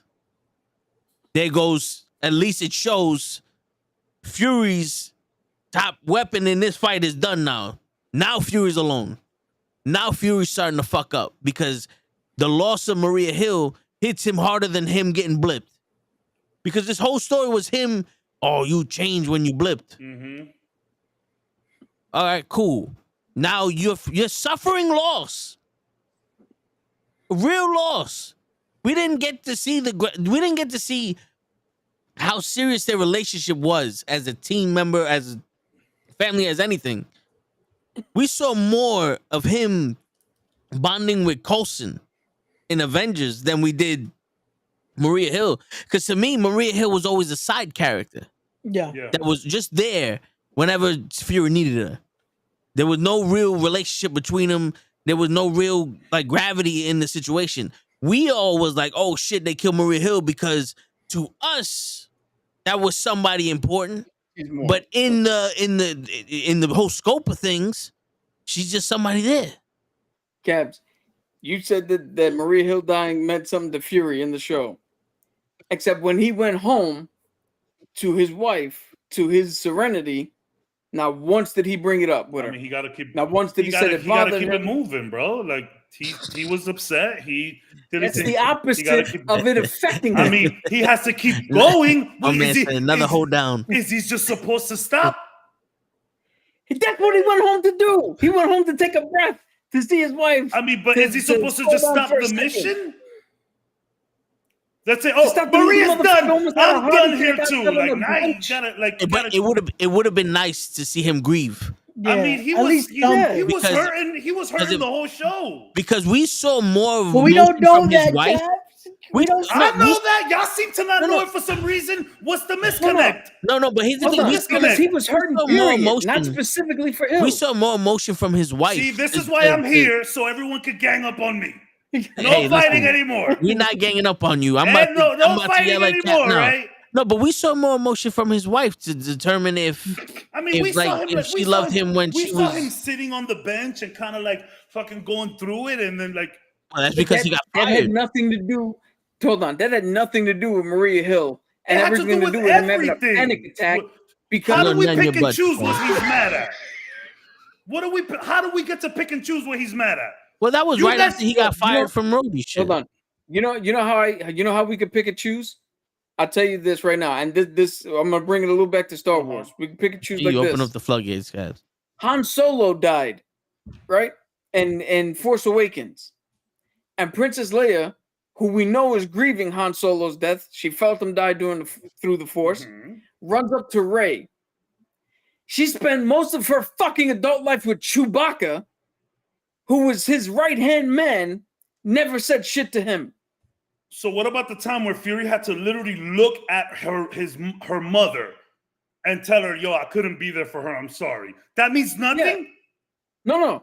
That I completely is point forgot one. about that shit. And that is point one. And then when he goes home to his wife, that's when he turns around and all this shit starts to fucking hit, and he cries about Maria Hill and he says some other shit, but that never happened. I mean, what are you just saying happened? Like, I mean, it all kind of just like baked into that it. never happened. You're talking about, so I'm not yelling at you, man. The only Could have time fooled me. Right? You're in the hot seat now. That's what I'm here for, to make sure y'all don't fight. You know what? only You know what? time And he another thing, Cap, fucking- I'm tired of your shit. Jazz ain't here to save you. the only time we see you, what do you call it, that shit that you mentioned when he's on the bench, that is having a mild panic attack, because in that moment That was after when he found leaving out Rhodey, yeah. he realizes for the first time he's fully lost control. I mean, I feel like it's all part of it to be Well, able to be like, Maria didn't mean no, anything. yeah, To be Everyone honest, else did. also I think to it's a be little honest, unfair. in No, hindsight it's of not that of the show, that didn't tie into anything either. What? Him having the panic attack in the park, that didn't tie into anything afterwards either. I mean, it didn't have to tie into anything other than like he's under massive stress. Guy's losing it all. I hear you, but you don't get overstressed after 3 breaths. Like at one point, Maria's dead. Rhodey's a squirrel. That's tough. And then he's in the train talking about chicken. Yep. I mean, oh, come on, guys. That's being cynical. Obviously, he was talking of there's symbolism there to being a black in the South. What I'm Come saying on, is man, don't when he make found it when he found out that there were 1 million Skrulls, that's when that stress should have broke through a little bit on some shit. Fury's unhinged. Well, like he's trying to hold it together. Screaming Are at you his out of your friend, lizard mind? Screaming at Talos and telling Talos, "Get the fuck out of here." That's not stress. No. So treating as a black man, I know how black men deal with stress. But then wasn't we saying earlier that he was just being too? Weren't we saying that he was just being too Samuel L. Jackson before? Yeah. So which is what I'm saying. Hold on a second. Hold on. Let y'all go. Hold on. So screaming now, you don't got to do that. Put it back, please, because it gets too bright. It gets too bright in my monitor. Talos, the only person that's literally been like really helping him the last couple of whatever, to say to Talos what he said, that doesn't seem like stress. What did you want him to do? Take out a gun and start shooting everybody? All right. Would have been nice. I think you guys are downplaying his emotions too much. To me, it didn't read as stress breaking him. To me, it read as this motherfucker is not supposed to keep secrets from me. He kept a pretty big fucking secret from me. And now you're going to tell me some bullshit at a time where we don't need bullshit. That wasn't a stress thing. That's not how it read to me. It didn't read as I'm stressed in this moment and I'm lashing out. It literally read as to me, based on the context of everything else. You were supposed to do what I told you to do because I allowed you to stay here. Now you went behind my back and brought more motherfuckers here. We're not gonna want you here. And none of that is stressful. Well, it didn't. My original argument was it that didn't read as stress. It read as you are not listening to what I told you to do because you're my pet. Well, obviously he's and upset it read at that that. way Sure. to me because the whole thing with Fury and Talos is Nick Fury used the Skrulls as his fucking playthings and never really gave a shit about them. That's why it read like that to me. So I was just going off of the context of what the story was telling I think there was a lot of shit going on with Fury, and I think it just all culminated in him being so unhinged. I'm just saying, like, I get where you guys are coming from. Could we have done something better with Maria Hill? Sure, but it's like I think we're getting too nitpicky about shit. I'm just saying, like, how can we pinpoint emotions like that nowadays? Like, I feel like all of it mattered. Should we have seen maybe a memorial for Maria Hill, something maybe? But like him talking to her mother, that meant nothing. That was kind of crazy. Like because it didn't result in anything. To me, but that was to me when he really felt powerless. That was the first time when he was like, "Yo, I'm sorry, I couldn't do nothing." Nick Fury, I couldn't do anything to help her. Now, should we have had more consequences for him letting her go? Like maybe mother betrays him later on, sure. But to say that there was no emotion is kind of, I think. You know what we need. You know what we needed, Cavs? You know what we needed? More time. Yeah. Unfortunately, that's something that takes away from, again, even just a slight, just seeing him react to it. Because again, all of that could have culminated to a moment of just fucking his combustion there, especially after the train scene. You wanted to see him bust some heads. Or even just him going mad for a moment, then having to realize, fuck, I'm Nick Fury. I can't do this anymore. I got to get back to fucking work. Think about this, Caps. All right? We all know on the show our mom passed a while back, right? Mm-hmm. In the months after that, you can ask Toe, I did something that I never really fucking did before. I was out every night. I was going to clubs with friends. I was doing other shit, like not drinking or anything wild. It's just I was more social than I've ever been. Couple shots, right? No, I don't drink at all. I don't touch the shit, and especially on that. In that moment, I locked myself down even further because I would have went down a rabbit hole. But like if you would have saw me out in the street, you'd have never known that I had a loss. And then a moment in my friend's house, I broke down. Mm-hmm. So I could see the argument that, all the shit together had Fury act in a certain way. But we never got the cathartic moment where Fury broke down and was like, I lost her. We never got that moment where that one thing affected him outside of everything else. Because I think the moment with the mom was that, but I'll let you say your piece. No, but that's not because he stood there and got yelled at. He apologized for not being able to do anything. Okay, yeah, but you're supposed to. Like, what the fuck else was he gonna say? Well, fuck that bitch. She should have dodged. Like, he was supposed to say that. His wife is where they could have took that moment for him to just let that out, and then we go on to the thing. I mean, he kind of had his own thing going on with his wife too. It's you don't want to talk about another woman passing in front of your wife. Just saying. Well, she would know about Maria Hill. You wouldn't. I know, but you know what I'm saying? That was about them and everything that they had going on. And she's like, oh, would you love me if I wasn't an alien? But that's not the time to bring up another woman. Yeah, but you know, that's not the time to bring up another woman. Trust me. But also there was no aggression or any kind of like micro. Why do we need emotions. aggression? No, look. Why do we need aggression? Listen. Kev's giving us that aggression right now. When he's talking to you can't Rhodey, tell Fury how to feel. When he's talking to Rhodey, and Rhodey threatens to release a tape of him killing Maria Hill, the mere mention that Rhodey named her should have sparked some kind of reaction to him. I think y'all gotta stop putting emotions into people. Let people just. The emotions is the only way we connect. This isn't a real thing. Maria Hill's still living. The woman who plays her is still alive. Everybody that's watching. But just because it's not the way her character died. Not just because it's not the way you would react. Because it's not the way you would react. Doesn't mean that it doesn't mean anything. I would not react the way that I'm explaining for Fury to react. I would have fucking killed everybody in that fucking area when she died. And aren't you saying right now that Fury should have acted out more? Isn't that what you're trying to say? You said he's stressed from her fucking death. From everything. At one point, stress gotta boil over, even if it's for a microsecond. But he's an international spy. He knows how to keep it cool, brother. He's an international spy that's been slipping once he got blipped. That was the story they were saying. Yeah, he lost his touch. But weren't we saying that he was fine the whole time? And that was just kind of like a... Because Fury seemed to be in control the whole time. After a while, it looks like he was kind of regaining his feet. He told them, like, yo, I let myself get caught. Fury was a step ahead of everybody, even though it looked like he wasn't.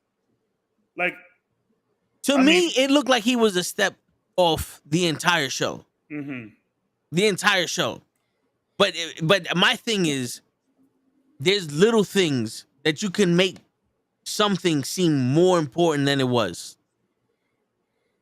You know, like when Ross turned around and goes, with the General Rhodes, and he looked at him like, what the fuck? And he tried to walk, and he fell, and people and two military people grabbed him and dragged him out. That pissed me off. You know what I'm saying? Like something like that caught me because it's like, oh shit, like you was here this whole time, and he's like, oh, like he's still fucked up. And all these other people like, yo, what the fuck is going on? Little things like that. I wish Rhodey would have said one thing though. I wish he would have said something. It's just like that doesn't make or break the show.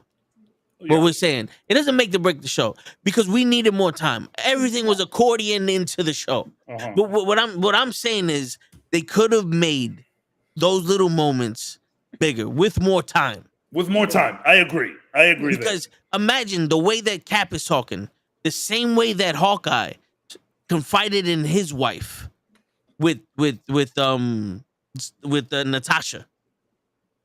When he lost Natasha, and you see the bond between him and his wife, we could have saw that bond between Fury and his wife. And then that whole question, would you have loved me if I was a Skrull? If I would have showed my true face? That would have hit a little harder because it's like, is he in love with the woman that she's portraying to be? Or is he in love with her? We get the answer at the end, but we do. But you're right. But you know what I'm saying? It's one of those things. It's like, unless you unveil some part of the cloth where we as the viewer get to see the true nature of who you are, we can't connect with it. That, to be fair, that's the problem with Fury in the comics. Is he never let you behind the curtain. I don't think Fury is the type to let you do that. So the fact that we saw what we saw was like the worst we've seen Fury. But here's another question I got for you. This has nothing to do. Well, you might attribute it to emotion, but where was the get back? Gravik used your face to kill your girl. Where was the get back? I mean, he sent Gaia in for a completely different reason to handle Gravik. Well, she wanted to get back for her father. Well, I mean, not only that, but that's the thing. Don't let your emotions overtake the mission too. You got to make sure that the mission plays out correctly. Yeah, and Nick Fury is the master. If you know Nick Fury, he's the master of completing the mission, but still making sure he fucking gives the little jab. I get it, but that doesn't always have to be the case. We see him do it in little parts during the show. we all see him fucking all do I'm it. saying, like, it didn't need to be all about Maria Hill. No. There's so It much didn't need other to be stuff all. going on. It didn't need to be all. Just like, and I'm gonna bring up the Star Wars thing. We didn't need a fucking You open up the funeral. floodgate. No, We didn't need a funeral for Han Solo, but we did need that moment between the two fucking people closest to him. yeah, I see. That would have been fucking good. And again, all I'm asking is just one moment in a fucking one line in a scene, and then boom, then we're good. So the airplane scene, no, with the mom, no, that wasn't good. That's the scene. It just wasn't to your liking. No. Because that's the scene. What you're asking for was that. So you didn't like it, is what you're saying. Did he break down? Did he break? Why does he need to break down? He's clearly sad. Was he not sad enough for you? Well, was no, he not no. revengeful? Hold on, wait, What hold are on, you wait. saying? Yeah. Real quick. Can I say something? Good. When Falcon and Winter Soldier happened, and U.S. agent spoke to Battlestar's parents, he did the same shit. But when he killed the dude because Battlestar died, that was the part where we was like, okay, this is serious. So that's what you guys wanted. So I'm okay without having that. Is what I'm saying. Maybe that's where the differences lie here. Yeah, I'll explain why. Because again, like you said with the Turtles and what I've done with the Spider-Man, like I'm bringing my own shit in here. Years of reading Nick Fury, I don't trust anything he fucking says. 100%. So him standing there getting yelled at by the mom, okay, for him that's nothing. It doesn't mean shit, because he willingly sat there and took it because he knew she needed to get that out. That is different than I need to get shit out. That's completely different. And because I already don't trust Fury, and because the show tells you not to trust Fury, this is now not even bringing my shit in. The show itself tells you Nick Fury is not trustworthy, and what we're seeing from Nick is not full. All I'm saying is one moment. So then why are you even upset that we don't see the moment? If you know this is Nick Fury, why are you upset that we are getting the Nick Fury you know then? Why do you want more if this is the Nick Fury you know? I'm only all right. Let me make this clear. I'm only making this argument in the context that the Maria Hill death should have been done better. Okay, I see what you're saying. If the Maria Hill death was done better and had actual fucking meaning, then this wouldn't be an argument. Because from my perspective and the show's perspective, or from what I saw from the show, what I was getting from the show, she died. He did exactly what he needed to do and took accountability and showed up in front of the mom. And then the only time it's ever brought up again or any impact is when either Scrody is threatening to show the video out, or at the end when they just put her name in the credits because maybe they showed a picture. Just like Scrody felt forced, the Maria Hill death felt forced too. Yes. Also, can we agree? Okay. Yeah, Yes. but also I would start the argument. I didn't feel no shit for when what's his name died. Also, his Skrull partner. Yeah, when Gallo died, I felt like that was almost similar to Maria Hill. It was like, all right. I mean, the way he looked at Talos down on the ground was kind of wild, but you know what I'm saying? Like it was again. I saw the hurt in there. I think I saw the hurt more in Nick Fury's face for Talos going down than Maria. Yeah, but you know what I'm saying? Like when and they were in the middle of. But after that, nothing. You know what I'm saying? Like this is where time needs to be there.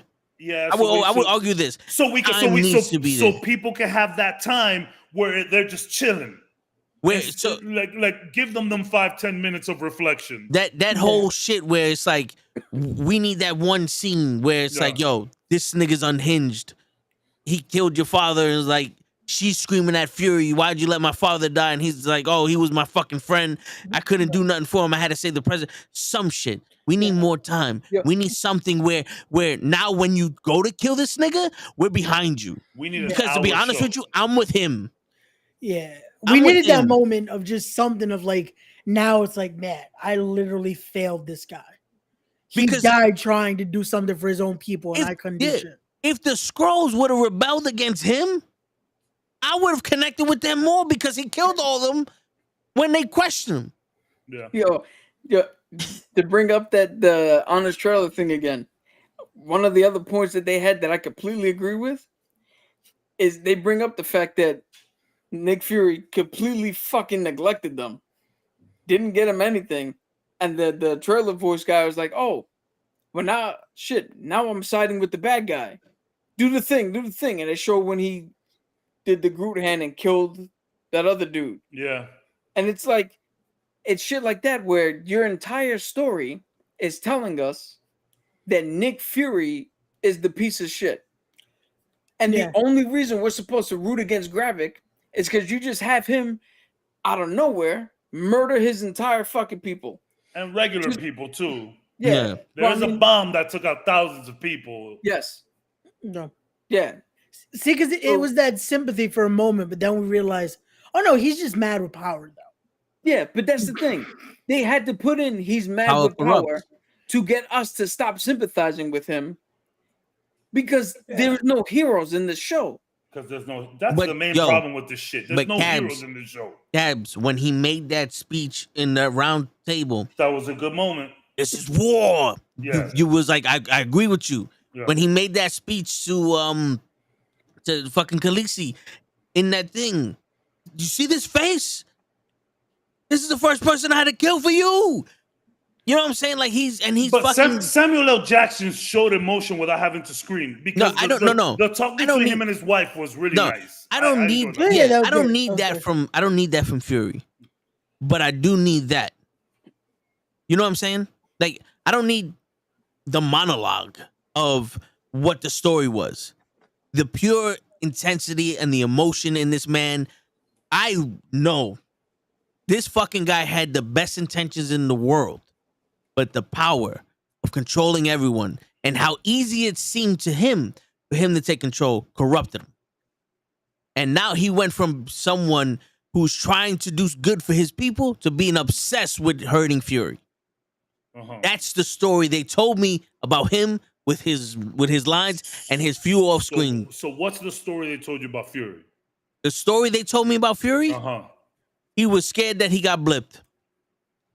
Yeah, but that's not a realistic thing. No, that is, but that has nothing to do with what's happening right now. I mean, it's like because in all honesty, I can sit here and assume my man was afraid he got blipped for whatever reason. But the main reason why he wanted to do this alone was because he caused this. Yeah. It's his idea to have them stay here. It was his idea to find them a home. He didn't do it. I made this problem. I'm going to handle this problem. And that would have been a better excuse than my mama shit. I could hear that though. But there wasn't a lot of that.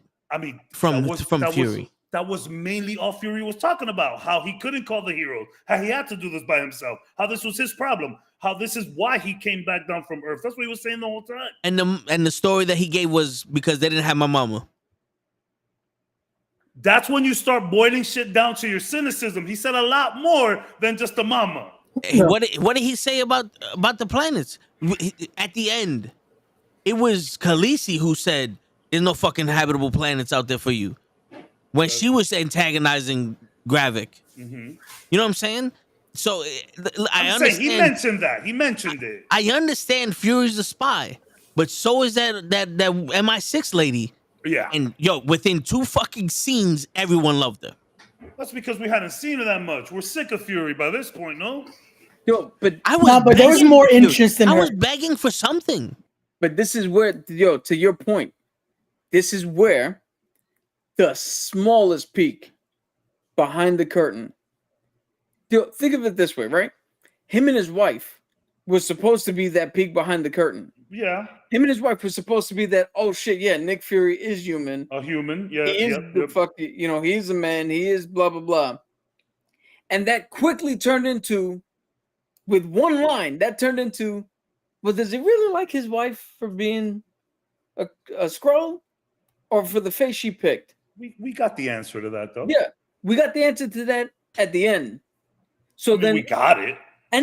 But anything before that, that's no longer the peek in the curtain, behind the curtain. I mean, that's more of a peek. That's more of a peek into the curtain, if you ask me, because now we're questioning Fury. Like, yo, did you even really love this girl? But you know, questioning Fury goes back to, we're supposed to be on his side, and instantly you're telling us again he's the bad guy. So now he goes home. This is where we all fall in love with Fury, and then that question comes up, and instantly now is he the bad guy again? I mean, and then we get it at the end. We get the answer. Yeah. After everything's done, and it doesn't fucking matter. But isn't that the intrigue though? Don't we want characters that we kind of like go against and kind of fuck with here and then don't like him here? Because everyone loves Thanos, but Thanos is a fucking murderer.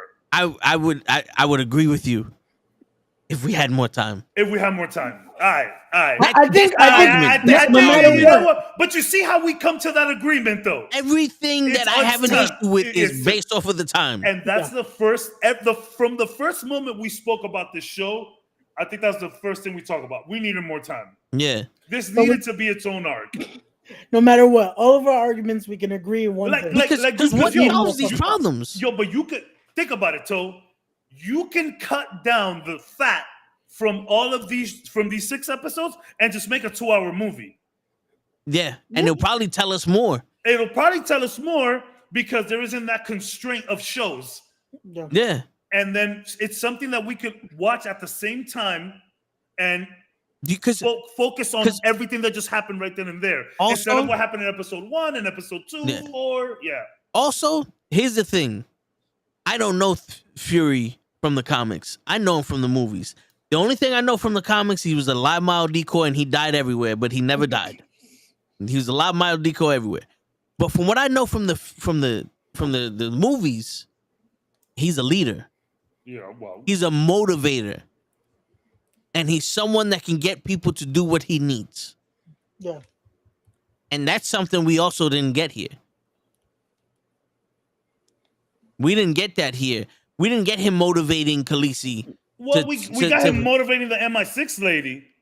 No, I think she was fully motivated. She didn't want no smoke with him at all until he's like, okay, I need some help. You know what I'm saying? Like a lot of this. I know what you mean. Which is why we could have introduced the Thunderbolts. This is why you killed Maria Hill 2-3 episodes in, not in the first one. episode. I'll give you that. I can agree with that. Yeah, the only conversation we had with Maria Hill was, "You changed." Yeah. You changed since the blip. Yeah. And I can give you so he's that an so, old so man then, so that's what facing mortality. So that's what it could have. So more time, because like it might have been difficult to make it so traumatic and meaningful, the death, because it's in part 1 and we have another 5 episodes for Fury to forget about it. Yeah. But if Maria Hill was riding for 2-3 episodes and then we murder her on the 4th, now we got a problem. Yeah. Because we never really see Maria Hill other than a side character here and there. But to have her back to back to back, 4 episodes, riding shotgun with Fury the whole time. She could have been that character we loved. Yeah. That's how you explain that. Yeah. That's how you explain that. Yeah. We got then because hold on real quick. And this is I'm gonna just a brief moment back in time. She-Hulk, you can't add time to that. That's something you gotta redo. This show you can add time to. We could, yeah. I mean, we're not getting a season 2, but I think She-Hulk season 2 is actually greenlit. No, I'm talking about Secret Invasion. Secret Invasion. But go ahead, Cap. What would be the point? The president declared all-out war. It's no longer a secret invasion. Now it's invasion. To tie it into Loki. To see if we have some heroes that were Skrulls out there. If we never see a hero that's a Skrull, that's gonna be mad disappointing. You know, but if that's the case, Secret Invasion should have never been done. Yeah, because you don't have to touch every arc. You don't have to do it. So if not one, because again, Scrody he's an Avenger. If I don't see one real Avenger as a Skrull, this was all pointless. Yeah. So it does need some time. It needs to fix itself. Yeah. Yo, I don't know how it's gonna do it. Then we saw a scroll version of Kang in the fucking council. We did. Right there at the top right. Yep. Yeah, I remember that. Next to the one that was like kind of going crazy. Yeah. Which they kind of all were. Yeah, I was gonna say they kind of all were going. I've been saying it from the beginning, brothers. This needed to be its own arc.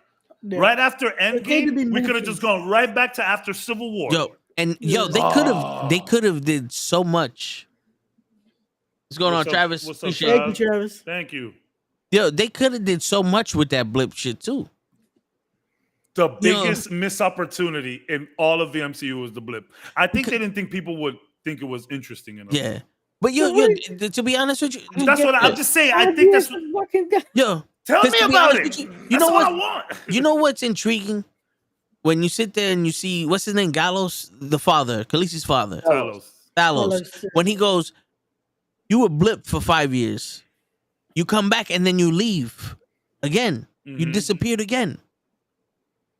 I don't need Fury to explain himself.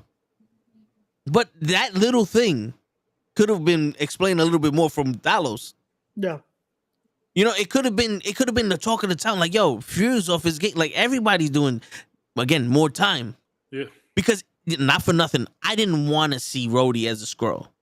But we knew it. The minute Rhodey opened his mouth, that's not Rhodey from the movies. Yeah, we all knew it. That's a completely different Rhodey. That was the biggest not secret about this show. Yeah. We just knew it instantly. We could call this dude's gonna be a Skrull. This is gonna be a Skrull. That's gonna be a Skrull. There was definitely some Gundam style going on in that fucking post credits. The word, motherfuckers are going crazy. You know what's funny? We've been talking about Secret Invasion for the last couple of weeks. This feels like the real discussion here. Yeah. and this is a Loki episode.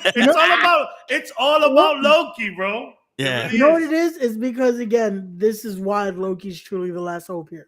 Because we expected so fucking much from Secret Invasion. When you guys know, I try my hardest not to call Marvel shit disappointing. Yeah. I think we all know that. Yeah. I would say that Secret Invasion was disappointing. Yep. Yeah. I'm probably going to change my mind next week and let me have it. Just let me have it. Don't say nothing. Shut up. It's an 8 out of 10. You're a shill. You're a shill. I'm a shill. We're at I'm a shill. 57 minutes in. We're going to clip this and play it next week with Caps. You don't have to. Everyone just remembers.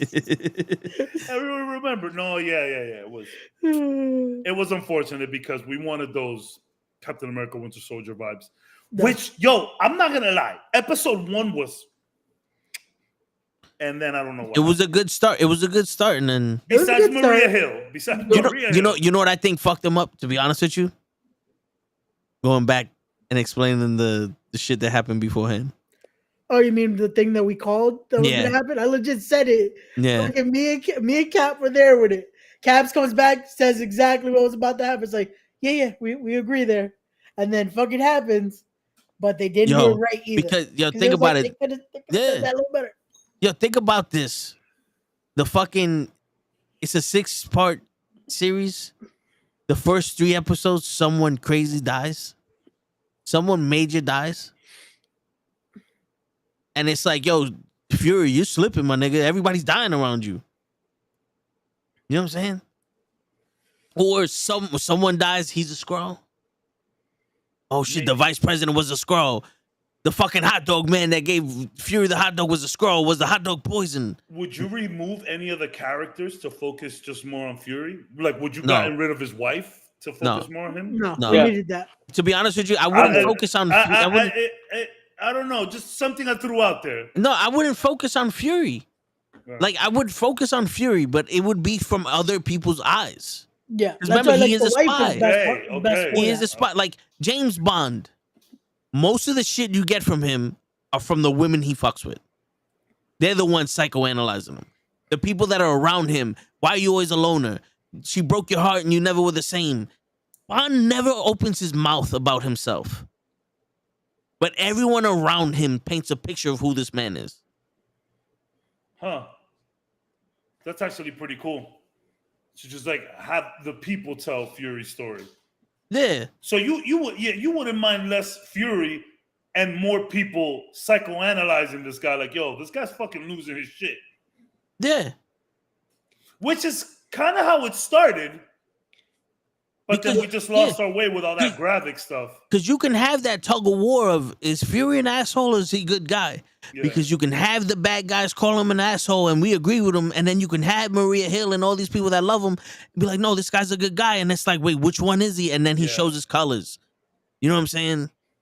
We question the invasion if it's Fury. Is Fury a fucking Skrull? We did. Yo, what do you call it? The first episode was full of intrigue, right? Yeah. We're like, oh shit, Everett Ross was a Skrull. Who's a Skrull? Who's this? And then you get to the end of episode 6, and you realize, oh, it was just these 6 people.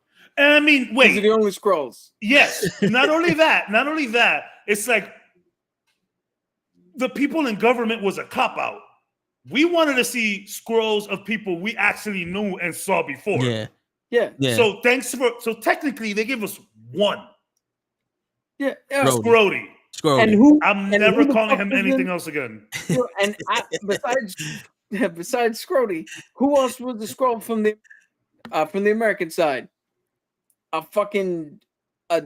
journalist who was, well, I guess, right-wing journalist. Yeah, like who nobody gives a shit about. We didn't know this person. He wasn't in any other fucking thing. So we went from intrigue, like, oh shit, they killed Maria Hill. We don't know who's a Skrull. What's this about? To 5 episodes of, all right, there's something wrong with Fury. We're not questioning who the fuck's a Skrull anymore. We're just sitting there going, do we agree with Gravik or not? Then the legitimate intrigue became, does Nick Fury love his wife or not? and then it ended. Damn. And the reason why I said I would have taken out the wife is because I would give more time to at the end of every episode, we should have been coming back here that next Tuesday going, guys, I think this one's a Skrull. Yeah. I think this one's a Skrull. Yeah. It's secret invasion. If you're not going to give us the heroes, that I can agree. Give a million motherfucking Skrulls. And 2 things never happened, according to the show. 1 million Skrulls on Earth. And only 6 people are fucking Skrulls that we got to worry about. And apparently none of them got blipped. Because they all keep talking about Fury was the only one who left. So none of them got blipped. Yeah, Dang. that was... I don't even... Again, I have no counter to that. Also, this, now, I'm not going to die on this hill. I'm just going to say it. It's a little funny how as soon as everyone comes back from the blip, they go straight into the fight with Thanos. But Fury had the wherewithal to send the Skrulls afterwards to get the blood and DNA from everybody. Yeah, where the fuck was he in the fight? It's like, he just instantly, oh shit, they're fighting, go get their DNA. You didn't care then that you was blip, like you turned into dust. You just came back and instantly had plans to fucking get his DNA. Go get the blood. Go get the blood. Go get the DNA. Get him. You, green guy, get him. Is that to me? That might have been too big of a focus on this. The whole blipping, Fury ain't right. The blip don't got him right. Could have been too big of a focus. Yeah, I would say it wasn't too big of a focus because what did we find out at the end? He was playing us, and he was in control the whole time. Yeah. This was a nosedive if I've ever seen one. Yeah. This shit was like one of those Olympic like diving things. Yep. The jumping was fresh. The flips were great. But going down, you just lost something and just smacked right into the water. Into the water. I'll tell you this. I'll give you this. This might have been the first haymaker thrown by the writers. with the writer's strike. You know how we always said what's gonna affect the Marvel and all these writers shit? Here you go. It was one of those, you need us because we rushed out the shit you wanted, and here we go. Now we on strike, and you got this whack ass show that everybody's gonna talk shit about. Like here, this is why you pay us. Yeah. This is why you pay us. Because in all honesty, you ain't incentivizing me by holding my money. And I think Travis makes a great point, which I think we kind of all said here. Like, man, we would have loved to seen a little bit more of Rhodey afterwards. Like, if episode 6, we could have gotten to episode 6 by episode 4. Yeah. Easy. Yeah. First of all, cut out all the ridiculous hospital stuff. Man, the hospital stuff was bad. It's the worst hospital in the world. Word. It's and so bad. Babies. Where's the president? Right Bro, here. the president is in there. This shit should be locked down. Pelican Bay. 23 hours a day. This shit should be no one in or out. Fury just walked in there. Yo, they have secret agents, all that, but that president was found easily. Yo, bro, it was so weird. And if you ever watch the Mayans had the fucking thing better fucking secure for their hospital. That hospital was, let's move them here. The hospital should have been gone. But yeah, I would have loved to seen, like, even episode 5. Like, penultimate episodes in these shows have always been the zingers, except like She-Hulk or whatever, which penultimate was like when her and Daredevil really got, and started like, which was cool. But like, if we would have seen him in 5 and then 6, we could have gotten just to sit down with the Rhodey, man. Rhodey, what's the last thing you remember? It's like Secret Invasion was being purposely obtuse without anything to be obtuse about. There was no heroes. Yeah, because you guys were forcing the secret, but there was no secret. We knew it was Rhodey, and then there was nobody else. Yo, imagine the end credit scene on the last episode. We didn't even have one throughout all the shows. Is what's her name? Maria Fontaine? Valentina DeFontaine. Valentina DeFontaine interrogating Rhodey and fucking this guy. Yes. What do you mean? Like, what? How did they fucking get, like, just straight out nailing? What are these scroll shits? Because let me tell you, what they do to you. Because let me tell you, if there's anyone right now who would be salivating to know that there's aliens just fucking around everywhere, it's Valentina DeFontaine. She needs all that blood. She needs a super Skrull on her team. Homegirl is trying to win one for America. Yep. Mm-hmm. She wants all the smoke in America. She needs it. She wants the weapons. She wants the Wakandans. She wants their resources. She wants it all. Who would be best? And it's funny because then now she could think, because apparently her and Ross had a thing. I don't know if it was like a love thing, but they had time together. They were married. Yeah, they were married. Was married, right? Yeah. So like, who was I fucking with? Was that a fucking Skrull the whole time? I'm telling you. So hopefully we get to see some Thunderbolt Ross, some Thunderbolt shit going on with Valentina and the Skrulls in New Order. Because fuck, I think Marvel used to leave a lot of things unanswered, but it was all still within the realm of what was in front of us. Like, we didn't really start getting to the infinities. Like, we saw Thanos and still didn't put, I mean, at least I didn't. I didn't think we were going to make it that far.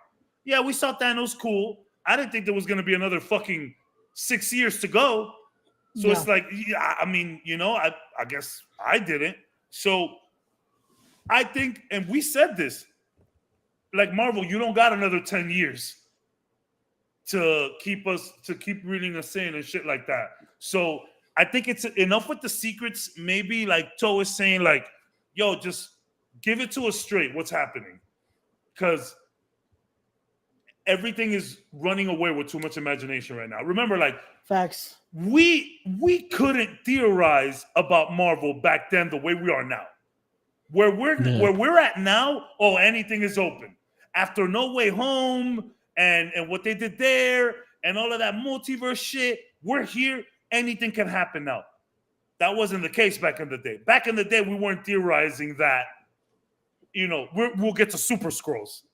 Whereas now, we're theorizing who could show up, X-Men, this and this and that. So I think at this point, for the first time ever, I think Marvel can actually benefit from being a little clear about the plan. Yeah. Can I also bring up this here to piggyback on that? The Infinity Saga. None of the major movies, except for Civil War, which I've already explained was perfect because it went off of what the movies were doing. But outside of that, none of the movies were like, hey, here's the fucking storyline we're taking from the comic. They were all original movies. Yeah. They just took the character and put him in a movie. So we didn't have anything to sit there and bounce off of and sit there and extrapolate from, because this is Iron Man in an Iron Man movie. This is not Iron Man Dark Siege or whatever the fuck you want to. So like Thor, like Ragnarok, you're telling me it's Ragnarok. It's Planet Hope. But it wasn't. Yeah. Thor Love and Thunder.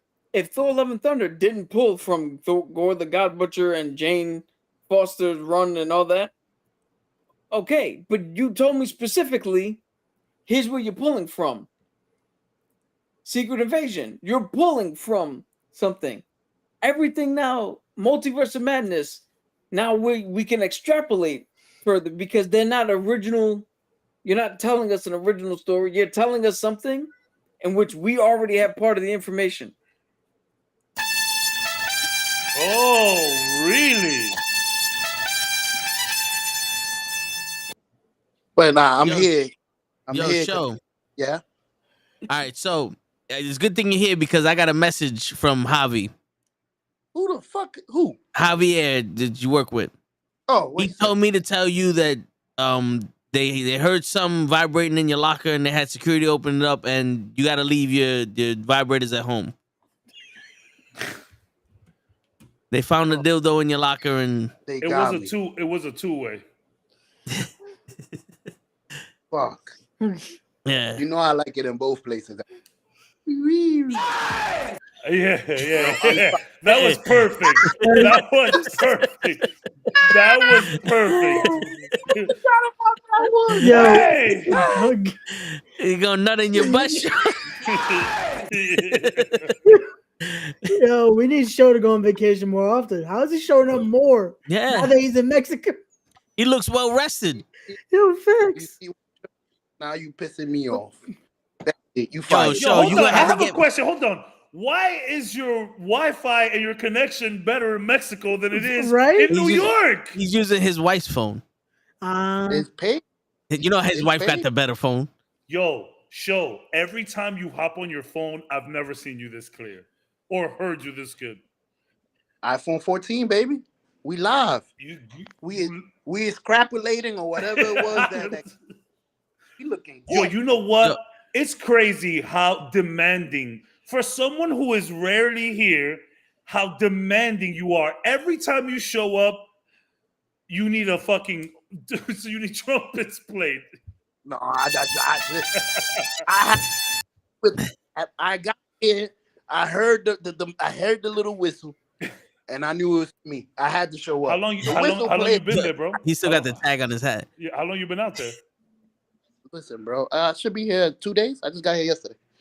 Okay, so it's just a vacation with the fam or like vacation with the wife. Okay, cool. Yo, Show. I need you to get me a fedora.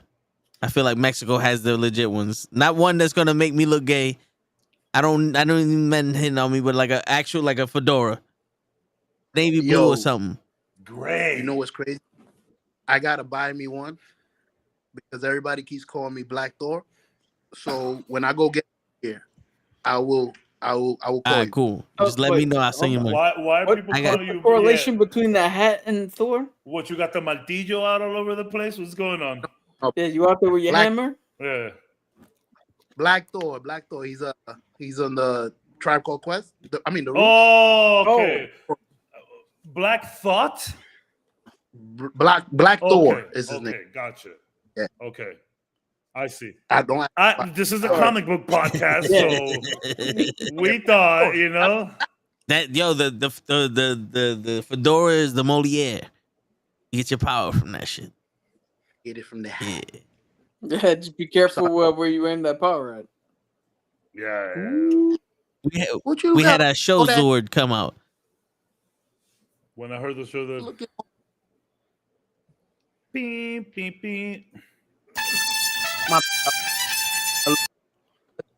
Yeah, Cap has a haircut. I'm not tripping. Man, look. You do look like you do. Wait, hold on. What? I'm looking for this.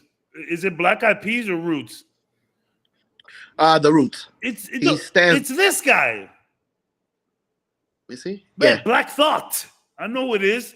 What? Oh, I thought it was Black Thor. No, it's Black Thought. One of the best fucking rappers of all time.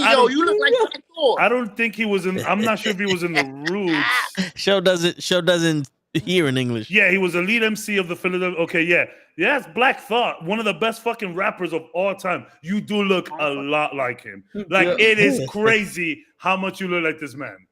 You only look like crazy how much you look like him. Yeah. Bro, I've been confused. Like there was this guy that got on the airplane. Yo, you Black Thor? Thoughts, bro, but Black Thought. My bad. And he's staring at me like, nah, this is you. You just saying no. Yeah.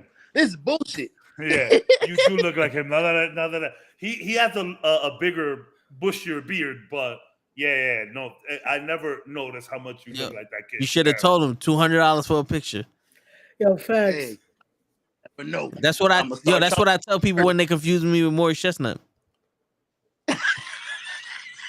Black Thor does exist. I'm pretty sure Black Thor exists. Heimdall. Hey. I mean, yeah. That's what I call it. I think it was a young. I think it's like a young Black Thor for sure. There has to be an iteration. I'm pretty sure I've seen that before. Yeah, yeah, pretty sure I've seen that before. Thank you for clearing that up because I've been up to everybody. Yeah, I'm Black Thor. Who? That's what I thought. Like you talk about Black Thought, which is I don't know if you've ever heard him spit. The guy is an absolute animal. Yo, I heard him play the drums. That's Questlove. That's the guy standing next to. I mean, the guy that stands next to Questlove. Questlove is the one with the afro that plays for. I think it's Jimmy Fallon or Jimmy Fallon. It's for Fallon, right? There is a Black Thor, of course. Yeah. And you look nothing like him. He looks more like Taquan. That's Taquan right there. Yeah, that's Taquan. There's a little bit of controversy with that character. Not surprised. Yeah. I got one guess on what it is. No. Take the guess. Take the guess. It's because he's blonde. There was no. He's black. There's no black gods in. Nope. Whatever. I'm pretty sure someone got a problem. He doesn't have a hammer. He got a cock. Why that guy got blonde hair? The problem with him is that the writers made him too hood. What? With blonde hair? Highlight? No, because his depiction is too stereotypical. Okay, now I want to read that now. let me be the judge of too stereotypical. Because let me tell you. What up, my friend? Speedy Gonzalez, back in the day, Speedy Gonzalez was banned because they thought it was too offensive. And Mexicans were like, if you guys don't bring Speedy Gonzalez back, we're going to blow shit up. Please bring back Speedy. You know who the fuck up his cousin, Slowpoke. Yeah, that's also the fucked up one. Yeah. No. He was still pretty cool though. He was still pretty cool character. But yeah, bro. No, there was riots. Like, bro, who the fuck are y'all to tell y'all that we're offended by Speedy Gonzalez? No, that's like the only representation we have right now. Please, bring back Speedy. Yo, they tried to ban him in the fucking Space Jam movie. If it wasn't for Gabriel Iglesias fucking doing the voice, they would have banned him again. Wait, he was in the Space Jam movie? Yeah. Gabriel Iglesias is voicing him in it. Damn, I must have not been paying attention. You know something? I'm starting to think I'm the Speedy Gonzalez of YouTube. They trying to ban me all the time. Yo, Cabs, they try to ban us on Friday. What did you guys do, man? What do you mean? What did we do? We didn't do nothing. Behave. Okay.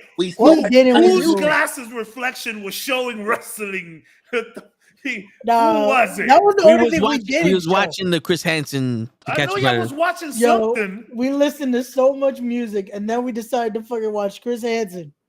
They said, "Nah, you guys are done." Yo, For watching Chris Hansen? Yeah, bro. but why the fuck you watching that shit?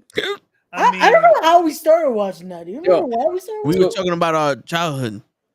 Cabs, it's a what if Miles Morales was Thor? Okay. And yo, people got mad because the Miles Morales, as just a teenager, he's just smart and blah blah blah. All of a sudden now he's Thor, now he's Hood, now he's gangster, now he's too much stereotypes when we already had him established. Yo, not for nothing. You gave a black man the hammer. Of course, he's gonna run the hood popping off. Did MC Hammer do that? You gave him the blicky, son. The gun is a hammer is slang. Yeah. For a gun. I'm so glad you actually said that because I had no clue what you were talking The about. hammer, the hammer, the ratchet, the tool, the toolie, the blicky. Apparently they're calling them glizzies now. I don't like that. Wait, that's a glizzy too. I thought that's hot dog. Nah, hot dog. Nah, I mean, glizzy's something different. Hot dog is a hot dog. Glizzy's for gay people. Before, I don't know about that. Before people would say glizzy, and then they started using it for hot dogs. But I don't like glizzy for a Glock because the Glock, the glizzy. I'm not a fan of it. Yo, sure. So, why you look like you're standing for a portrait? Yeah, you look like you take it. And then there's two portraits right now. You look like you're taking graduation pictures. You got the feet waving up top. Where you at? You in Cancun? Yeah. Nice. Cancun. Yo, bro, you could tell that show works his ass off and he needs a vacation. Look at me. I've not seen you like this in a long time. Hey, I'm glad you get to chill, bro. For real. I hope y'all get to do it as well, bro. We work hard. I will be in New Orleans on Thursday. So I'll be back quick though. It's only weekend things. I'll be back Saturday night. Mardi Gras? Yeah. I'm going to New Orleans, doing the Bourbon Street, but Mardi Gras in February, so we just going. Okay. Yeah. It's always a party over there anyway. It's always a party over there. There's always a parade. Just bring beads and you'll be fine. There's always shit going on. Yeah, you're gonna get any of that gator etouffee? What is that? What is that, Cap? Gator? It's etouffee, but just with gator meat in it. Yeah. What is that though? Like it's like a dish? It's a dish down south. But what is it in New though? Orleans? Is it like a pie, or... No, I think it's like a gumbo, like a jambalaya. I don't want to eat. I don't want to eat no alligator. Alligator's gross. I spend all my vacation money on this. That tie was fucking nice. What do you mean your vacation money? I bought 2 suits. You got 2 suits, a shirt, some pants, a tie, a belt, some shoes. For no reason. No, I got a wedding I'm going to next week. Hey, no. Listen, I'm gonna tell you right now. Owning a suit is just a good reason. Okay, so kind of like a jambalaya thing. Okay, yeah. I don't like gator though, bro. Gator is trash. I'm sorry, Ty. I don't like gator. That shit tastes like smelly turkey. Nah, dude, you didn't have it prepared correct. Nah, everyone says that, man. I had that shit down here. I had that shit in New Orleans. Gator bites are weird, man. From Florida. But the thing, I mean, this is the place to have it.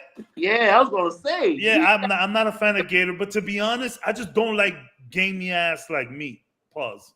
I don't like turkey either. Yeah, no, sorry. Yeah. Yo, that's the funniest Ayo scream in the world. That shit is good. That works for anything. Just fucking. Yeah, but I don't like turkey. And turkey's not even like, I wouldn't call turkey got a funky smell to it. What? I don't know, man. Turkey's weird. Yo, you're not around good cooks. Nah, man, look, that's the you gonna tell me, Mr. Chicken Nuggets, everywhere you go? Fuck out of here. No Chicken chicken tenders, Nah. chicken tenders, Chicken chicken tenders, tenders. sorry, chicken tenders. Sorry, I'm sorry. No, that's just because I'm frugal. I'm not, and I have tasted Yo, fried I eat turkey all the time. turkeys from turkey legs. Man, You- fuck turkey, you know- bro. you know what it Turkey is trash. Cabs, you know what it is? Wow. You know what it is, Cabs? Your gator just needs more time. Mm-hmm. Yo, your gator in the is oven. more Maria Hill, and then My gator needs to not be gator. Give me the chicken, Is it steak? steak and chicken, especially pork chops. steak. We Oh, need a good. I need a good wait, steak. steak and chicken. Yeah. So you're vegan now all of a sudden. in toast world. That's it. Well, it depends. is it? What Baked meat of chicken the wings. chicken? Bake. Oh yeah. That's vegan. That's vegan. What, Ty? How is that? Oh, I see what happened there. Not begging, but Yeah. not for nothing. I am a chicken guy. Yes. They opened over here a Raising Cane's, Ooh. which I think Raising Cane's is okay. Hey, does that have anything to do with the show? No. Well, no, if no, they're no, selling no. crack, then yeah. No. It's just if this is Raising. I wouldn't say it's mid. I'm saying you need that sauce. But like my son, I put him on, and my son fucking fell in love with Cane's. Yeah. Yo, is that the same? It's not unseasoned, bro. I don't understand why people say that. Is that the same It's shit that as y'all like Checkers? is that y'all like salty ass shit, bro? Is that the same shit as Checkers? No. No. Which They one just is the same thing as Checkers? Riley's? Rallies. Riley- Oh, But Rallies. isn't Rallies Checkers? It's the same I thing. believe It's so. the same I thing. mean, damn, Taekwon, that's Zaxby's. That's different. That's a whole different beast. But I could only get Zaxby's like on the road. Yo, listen, Taquan, not everybody's from Texas, nigga. Zaxby's and Shoney's, I could only get that on the road. Shoney's is good. You ever had Shoney's, Ty? Shoney's is good. The best chicken. The best chicken. What have I got? The best chicken I ever had though is probably Bojangles. Ooh. Bojangles is really good. I've heard that before. I think it was you though. In Atlanta, every time I'm in Atlanta airport, I thought Bojangles is when you get the chills. that is the hippie shakes. Ah, Yeah. I thought Bojangles was a guy. Oh my God, Ty, I'm not saying that. Yo, do not show that comment. I'm not saying that, Ty. It's funny because last time Ty was on this, right? I was like, yo, it's black. He could say it. Leave him alone. And Toe was like, yo, that's worse. It is worse. word. It is worse. My man's watching the Karate Kid behind him when he's learning fucking kung fu. That is. Oh shit! I just noticed that's Jackie. Yep. Jackie Chan. You ever heard the story of him fucking saying he thought he was gonna be the Karate Kid at his fucking age? I mean, When Ralph they called Macchio him was up to his be age able- when he became the Karate Kid. When they called him for the part, he was Ralph like, Macchio was a J 18, bro. That's crazy. When The Karate when they Kid started won. writing the movie? The first one, he was 18, I believe, right? No, he might have been a little older. Than Oh, even older. That's crazy. He was he driving. might have been. Yo, my man looked like he was 45 already. yo, my son was always looking old. Fuck. He looked old as hell when he was supposed to be How old? Two Please. 2 youths. Jacket on, jacket off was actually a good technique. Yeah. Like to counter the wax on, wax off. Jacket on, jacket off was good. I enjoyed that. Except How old was he? this motherfucker was learning kung fu and not Whoa. karate. Yeah, He was 22 years old. He was 22 in Karate Kid 1. Yeah. Jesus Christ. Damn. He looks really good though. My man looks young. Well, that's better than the 45-year-olds in 90210. Yeah, because you could tell those guys were old. Yeah, that's what fucks me up when they turn around and be like, oh, this girl, she's playing a 16-year-old. Like, oh, okay, she's got to be about 30-something. Like, no, she's 16. Luke Perry looked What? 28. Yeah. He was the oldest one out of all of them. He looked really, that's crazy. Come on, y'all didn't believe the Power Rangers fucking in their 20s when they're supposed to be Full beard. teenagers with attitude. Word. Find a safety dash at 16. You bugging. Shit, I believe Kimberly was a teenager. Oh, She was old too. Nah, she was in her 20s, bro. I mean, shit, I'd have treated her like a teenager. hey. Hey, Mhm. push the button. Push the button. Hey! Yo, No, remember No. Push when the I right. was Oh, watching I know Power what you mean. Rangers? Yeah, you I know. was Okay, like okay. fucking 7 years old, my Yeah, nigga. you're right. You're Then right. You're right. she'd have been in the role. You're right. Shit. Yo, push the button.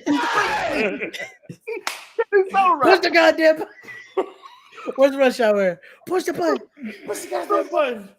Yo, that is mad funny. That scream is super funny. Yeah, I had to get it. That scream is Oh, good. man. Fucking I show speed. Where did you get that? I show speed. It's Oh, the the reaction. yeah. Who want a nut in my butt? You see, there's a clip of I show speed. To me is hilarious. He's crazy, and I know he does goofy stuff, but he's hilarious. There's one clip that I think he's on Omegle, and he's talking to some Asian girl, and he's telling the girl, "Hey, riz me up, like game, like run some game on me," and she says, you're a 9 out of 10 because I'm the one for you. And he goes, damn girl, ni hao. And he just says, like, he doesn't even know like where she's from. He just said ni hao. I'm like, yo, bro, It's Japanese. I'm like, Filipino, bitch. like you don't know where she's from. Like ni hao doesn't like you don't know if she's Chinese. You know what I'm saying? Like I'm Filipino, bro. he's funny. He just goes, ni hao, damn girl. Yo, I show speed is funny. Him and Kai are pretty funny, although Kai is on the hot seat right now. Yeah. I never liked them like that. I don't know why. I'll fuck with Kai. But I mean, it wasn't his fault, man. Like he wasn't trying to start a riot. It's just you can't put people together anymore. No, people. Somebody throws a chair like in Alabama, and it's a wrap. Yo, have Riley, you seen that video? Riley from the Boondocks, Ben said it. You throw a chair, everybody goes nuts. Yo, like that fucking video. I don't think Kai meant that. I don't think Kai meant for that to happen. Nah, never. That definitely wasn't his idea. Oh my God! Please don't show that. Please. I think. No. Yeah, you keep telling him that he's gonna do it. Oh my God. Yo, Ty, stop. Yo, Ty, can you make your avatar just a little closer to your face, please? Just make it a little closer to your face. Taquan is an old white guy. I'm starting to think that, bro. Yeah. I was gonna tell you right now, you need to put an icon of Ruckus in No your fucking relation. thing. Yo, no relation. I'm trying to do all of this. Yo, you know what, Ty? We're gonna need a face reveal. We're gonna need you to fucking FaceTime someone. You are all white lady. Word. Karen. You are Real all name is Karen Karen. over here, yeah. Hanging out with the colored folk. Trying to just let it out. Hanging out with all the colored folk and I think that's why we lost Miss Bitch. Yo, Because we finally broke Miss Bitch and we knew it was just a white lady. And look at the name that you picked, Taquan Mills. You don't got us fooled, Cheryl. That's right. You don't That's got right. us fooled. Yo, there was a lady at my job. I shit you not. The door opened, and it was like she opened the door racist. How you open the door racist? Dude, I don't know. It was just like it was so full of expectations. It was like nigga. I'm here to share racism. Yeah, yo. And I knew she was a racist because I was playing Motown and she started crying. I said, "Oh, you lost one of your house niggas." Yo, stop. Wow. I'm leaving the podcast. That's it. We're done. Yeah. And on that note, 30 minutes earlier. Nah. Yo, fuck that. Taquan been real quiet since we caught him. Yep. Yo, that's how it started quiet. with this bitch. We called her out. Now watch. There's gonna be a new fucking subscriber in like 20 minutes. Hey guys, this is the first time I'm here. Automatically starts fucking with me. Talking, and then this one is gonna talk shit about Asians. Nah, Ty, you don't gotta record a video, bro. Oh shit, we don't want that kind of video to quote. Hell nah. Cockpit. We Yo, don't would trust. you leave Taquan alone? He's trying to get content for his OnlyFans. Yo, yeah. You about to see the blackface right now, bro. You about to see the blackface right now. So we had a friend, man. Rest in peace. I think I've told you this. Trav, now Trav is Vietnamese. Oh. That's worse. Trav is Vietnamese. Watch, Ty's gonna start talking mad shit. Trav, watch out for Ty. No, but we had a friend. Rest in peace. That's gonna be the new fucking person from Twitch watching us. Yeah. Anyway, so this kid, he was Guyanese, and he was dark, and for Halloween, God rest this kid's soul. For Halloween, he did blackface for Halloween, and they were like, "Yo, but you're black. Why would you do that?" And he was like, "So if the cops see me, they think I'm white with blackface." And I'm like when they told me the story, I was like, "What's the thought process here?" He was like, "So I don't get in trouble." I'm like, "What?" So like, but you could apparently, according to people, like he didn't paint these parts. so this was the regular his color, and then this was the brown that he put over his face. Yo, God bless his soul, man. He's not with us anymore. But he was a funny dude. Painted his face his color? No, he did blackface, but he's black. Okay, I thought you meant like if I put paint that matched my face and I just painted it like that. Yeah. Nobody has a black face. What color is that? Puerto Rican Bronx. Yeah, this is the Bronx black. You go to Home Depot. I'd like your best mix of Puerto Rican Bronx. What's that? It's the picture of Toe, like this guy. Yeah, with some rib tips. New England born white fathered Vietnamese. That's amazing. Shit. That's a mouthful. That is amazing, Travis. Damn, that's what's up. We got such different people up in here. I love that. New England like Boston? Like Boston? Yeah, or No other New England. It's New England. Oh, not New Zealand. Yo, listen, if he goes to England for the first time, that's new to him. He's mad slick. I'm not gonna admit I'm from Boston. I'm from New England, man. Yeah. United. Word. You know and you see he got the apostrophes underneath all this shit with periods. My man is speaking well. Yeah. You in the wrong podcast, player. New Hampshire, home of the Ninja Turtles. He said BM90s. Man, you white. You from New England. Yo, I thought who said that they said that the Turtles are from the Bronx? I mean, aren't they from New York? Kenny said it in the chat. Yeah. Yeah, see? They're from New York. Why would you get pizza anywhere else? So why not make them from the Bronx? Because nothing good comes out of the Bronx.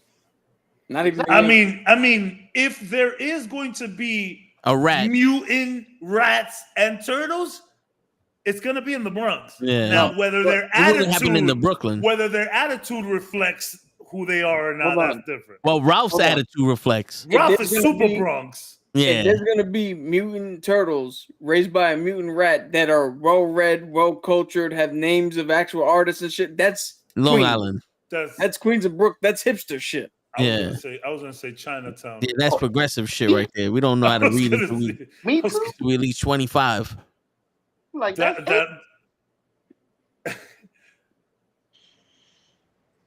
Check this out. That's it. Fuck Taquan, we believe you, bro. Put Taquan's video up here now. No, don't bet that shit first. Bet it for sure. Taquan, you better not be getting naked, fool. Polar nights. Oh, I feel like you said this before. Yeah, I love this. The evolution of beards. My beard sucks. You got a nice beard. Thank you. Yeah, my wife got a nice beard. Toe got a nice beard. I do not have a nice beard. I mean, not now. I need a haircut. I'm getting a haircut Thursday so I can fly fresh. Ooh, yeah. I'm gonna look good. I get a haircut on the day of. Because by the next day, I'm already getting stubbles. Yo, Yeah, once I start working, guys. Once I start working from home, I'm gonna try going bald because I don't have to show my shit nowhere. This time, okay, we believe you, Ty. We believe you, Ty. We believe you, Ty. Wait, that could be her. That could be her boyfriend. Wait a minute. That Let me see, Taquan. Hold on, is Ty. Taquan. Let me look at the evidence. What's Yo, that? Ty. Yo, not for nothing, Ty. Clean mirror. Word, you're not black. Nah. All right, 100% Evidence pure, keeps. unadulterated raw cocoa in this motherfucker. All right, so Oh, get off my dick. Mad Texas. Yes. oh, my Yes. Oh yes, Ty. That made my fucking night. word. That was incredible. He said Yo. raw cocoa in this motherfucker. Raw cocoa in this motherfucker. Get Wait, on my- nah. You know what though? He didn't say one bad word about me. I don't know if that was Taquan. Yeah, No. word. No, that Word. was it. That was I'm his telling you, that squirrel. could have been the video that her boyfriend sent The him white to lady, prove that he was. white lady Yep. was behind with the gun. Yep. didn't we say? Didn't we say Yeah. he's a scroll? Yeah. Yep. That's it. That was it. He was a squirrel. He ran That's over to it. his neighbor. Say this, boy. yeah. He in Texas too. You know seen he- that? You seen the video of the little kid that they like punished him doing the Fortnite dances, and he's like fucking crying and shit. Crying? That's what Ty was doing. That's what Ty was doing right now. Yo, Yo, we always Taquan, say see, Texas. Say when it you're in Florida. again. two of these people don't even know the difference between Florida and Texas. So I mean, to be honest, it's not that much different nowadays. Guns, heat, gators. Well, do they got gators? you know gators in Texas. Where the fuck are the Gators in Texas? Fuck it, bring one. Yo, they got enough over there in Florida. They got the boots. It's Gator it's, boots. it's actually like gators are actually like there's certain areas where gators are a problem. Like they could pull up to your neighborhood and like They do drive-bys all the time, man. yeah, no, it's crazy. We It's seen it crazy. in the news. Somebody fighting with a garbage can against a gator. It's funny because that kid's from Philly. Oh, I think it was in Florida, but he's from Philly. I think he's actually military too. Which Yo, is, I read a article. I think he's like military as well, which makes sense. And he beat up a Kev, you garbage said can. that dude was from Philly, and I just saw a show when there was a gator in Philly, which he word, No, yeah, it was yeah. Oh wait, word. I'm confused now.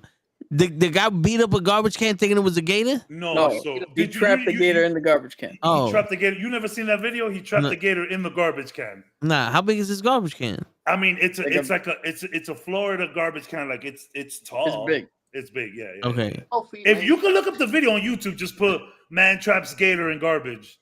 Yeah, you'll see it. battling because that gator was tight. My man, My whole thing is that like you better put a stone on top of that shit because that gator will flap out of there. Nah, man, you could just leave him out in the curb until trash day. Oh, that might be rough. Yo, do you know that all the gators down pressure for their jaws is downward, not up? So you could technically just take 2 fingers, hold his mouth shut. Oh yes, yeah, I mean, you got to worry about him thrashing around. yeah. But if you don't have to worry about him thrashing, you can just hold his mouth shut and he can't do shit to you. Have y'all seen the video of the gator who? Yeah, there it is. No sound. Have y'all seen the video of the gator who like jumps up on the guy's ship on his No. boat, and the dude is just like puts his hand on top, like Cap said, puts the hand on top, and he's just like goodbye. so you imagine walking out. They to do climb fences, Ty. No, they could be police officers. They do climb fences.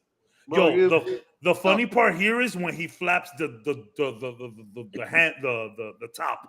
When he Look at flaps his the lid mouth, on. bro. That gate is tight. Yeah. He sees it. He sees Bro, it. you went to the wrong motherfucking house. They're about to make that gator etouffee. Here it goes. Here it goes. Oh, Here it goes. oh. Here it goes. You Boop can't right on- turn with that little ass neck. Bang! That's what did it. Yeah, get up in there. Get up in there. Bro, that's scary, bro. Look at that. Yeah. That tail. Yo, that tail will kill you. Imagine a 16-footer. That's a baby. Yeah, for real. My man just put his hand in. He didn't even help. This That is Now, insane. what are you gonna do in that situation? Get a broom, bro, or something. And they're not fighting a spider. Oh, I've never seen the end of this video. He just puts it back there. Oh, he just puts it back. I've never seen the end of this. The whole garbage can and everything just throws that shit in the I ocean. honestly thought that they called some, the best thing to do in that situation is to call, the gator guys. They'll come. You're gonna wait 3 hours for them to come? I mean, no, they respond very fast actually. But I mean, I would leave it in the trash, put like something over it, and be like, "Yo, we just trapped the gator." You can't shoot the gator? No. I don't think you can shoot gators, bro. Why you say no? Like if I said something like, "Yo, gator outside, black don't tell your friends not to fucking come in." Bro, that gator. Yo, poor gator, bro. Oh, right. Shit, he flopped him in there. He's just gonna come right back. That's what I'm saying. He's just gonna come right back. Well, the gator now is disoriented. Look, he's knocked out. Yeah. He fucked himself up in there. Yeah, he's like, shit, I can't breathe. What? I said, you know what? I'm gonna get this motherfucker. Watch. Oh, you still here? Watch oh, got me. I was shot. Let me go get my daddy. Where is it? I've never seen the whole video. That's interesting. Stupid, you put me right back from where I came from. He's just gonna come back tomorrow. Word. He'll come back tomorrow. That's what you got. Yeah. He's gonna come back and knock on the door, like round 2. I bring my brother, motherfucker. Yeah. I got backup, bitch. Open up your fucking door. Ty said he drove him home. Shit. Oh, today was a very driving, fun we got episode. a little bit of time to talk about fucking Twisted Metal. Oh yeah. Wait, real quick. Show. Do you think that Loki season 2 is the end all be all of Disney Plus shows? No, they're not gonna finish doing movies. I mean, they're not gonna stop making money because you want them to. That was a good answer. I'll take that. There you go. That show being the fucking that was decent. That was decent. Show is unbiased commentary. There you go. That's it. And he's talking about Cap anyway. What did you guys think of the ending of Twisted Metal? Hold on, I'm gonna get off just so. Oh yeah. Oh, you haven't seen it? Ray hasn't seen it. That's a movie. I thought y'all talking about the game. It's a show. Yeah. It's a dope ass show. It's on Peacock. Yo, that the more we watched, the better it got. Yeah, 100%. Yeah. Yo, Samoa. I'm gonna say from here until forever. Samoa Joe's portrayal of Needles, Sweet Tooth is the car, was fucking pitch fucking perfect. The battle at the end was fucking good. Yeah. And the way they're leading into season 2 is dope. So season 2, season 2 is the tournament. So which is what I was saying. Pretty ballsy of this show to do that. To have one whole season, no tournament. We spoke to Calypso like episode like 4 or 5. 5, 6, something like that. It's episode 6. And then I knew that it was something stupid that she wanted delivered. I knew it. I didn't say ice cream, but I said cookies. I said, yo, there's cookies in there. Yeah, and it was ice cream, which, to be fair, during those times, ice cream would be real exclusive. I wouldn't even want ice cream during those times because I'm never going to have it again. What's the point? Yeah. Let's find Jell-O. Jell-O's just fine. I like Jell-O. To Taekwon's point, here's the difference. Twisted Metal set up the characters. Yes. With the exception of Mr. Grimm and Axel, because they were just thrown in. They just thrown in there. Yeah. But it set up the characters, it set up the world, it set up the stakes for the tournament, and it gave a reason for when we get to season 2, why shit's gonna play out that way. MK1 from 2021 didn't. It just said, fuck it. We're not gonna have a Mortal Kombat tournament. And in order to stop the Mortal Kombat tournament, we're gonna have a fucking tournament where we challenge everybody one-on-one. And I mean, maybe if MK had 10 episodes to work with, I know there was just 30 minutes apiece. Maybe that would have worked. Or maybe because that's the thing. So this guy's character, Cole? Falcon. God, John Anthony Doe. Mackie. John Doe. John Doe's a real character from Twisted Metal Black and Twisted Metal Lost, if I'm not mistaken. Everybody except for Quiet is an actual character. So, well, Quiet could be what was it? Quiet. Roadkill. She's driving Roadkill. She's gonna drive Roadkill. So who's gonna drive the hearse, the purple hearse? I don't think the purple hearse is gonna be in next season, which sucks. I think it was just the cameo here. I thought it was gonna be them two driving the car, at least a brother. But Preacher. So Preacher, that's Rafi from The League. I love him. He is goofy and crazy and out of control, but that shit he's funny. Him being Preacher is incredible. So we saw Twister. Saw Twister. I was a little, so Axel, they just show like the back of him. And you see like his arms. You don't see the wheels, but you see the arms. The wheels were in the picture. He just wasn't holding them. Oh, okay. I didn't notice that. And then you see Mr. Grimm. You just see the helmet. The good thing about Mr. Grimm, so Mr. Grimm back in Twisted Metal 2 and 1, he was OP. His super move was OP as hell. Half your health is coming off. But it was super difficult to hit you with that shit. And he had no defense because he's a motorcycle. Yeah. But playing with Mr. Grimm was extremely fun. It was so fun. Yeah. No, it was very surprising. How they're gonna do Axel? Because that, if you don't put a good amount of the budget to that, it's gonna look dumb. You know what you got to do? Just focus. Just build off of that contraption that they made in that Saw movie that kept like twisting homie around. Like it twisted his arm, then it twisted his shit at the end. Make it look like that, and we'll be fine. Now, can you make it like that during car combat? I don't know, but I'll give them props because for them to do the show and setting up just characters for the tournament, ballsy. It worked though. But you know what it did? It told a compelling story. Everyone, now you know why these people are going to do this run. Yeah. Now you know, and it was beautiful. I'm pleasantly surprised at this show. So season 2, they should get right into the action. I think it's gonna be maybe 1 or 2 episodes, but it's right into the tournament. And then there might be they might show some like because the reason to run the tournament so Calypso could give you a wish. So I think you'll see them talking to Calypso, maybe asking for their wishes, which is funny because we're gonna have that issue with John Doe where he could potentially win the tournament, but it's homegirl that wants the wish, you know? Who, Quiet or Raven? No, the Raven. Raven.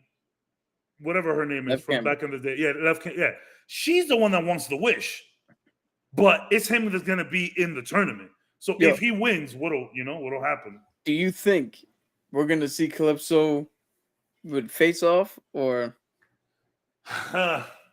I don't think they'll show him at all.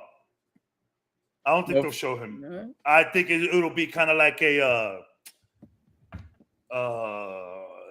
any one of those, like Bosley from the Angels. Yeah, like that. Yeah. Who's the guy with the cat that I'm thinking?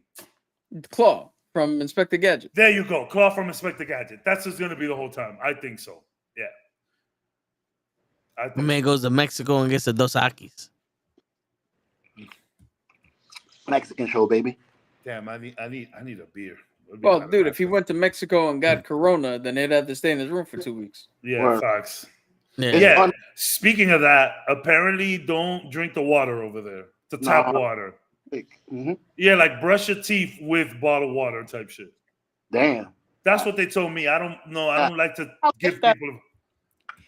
Yeah. I heard I think the Curse of Montezuma, I think it's called something like that. I went to I worked at the airport and we had it was international flight, so we had a Mexico flight, and someone gave us bottled water.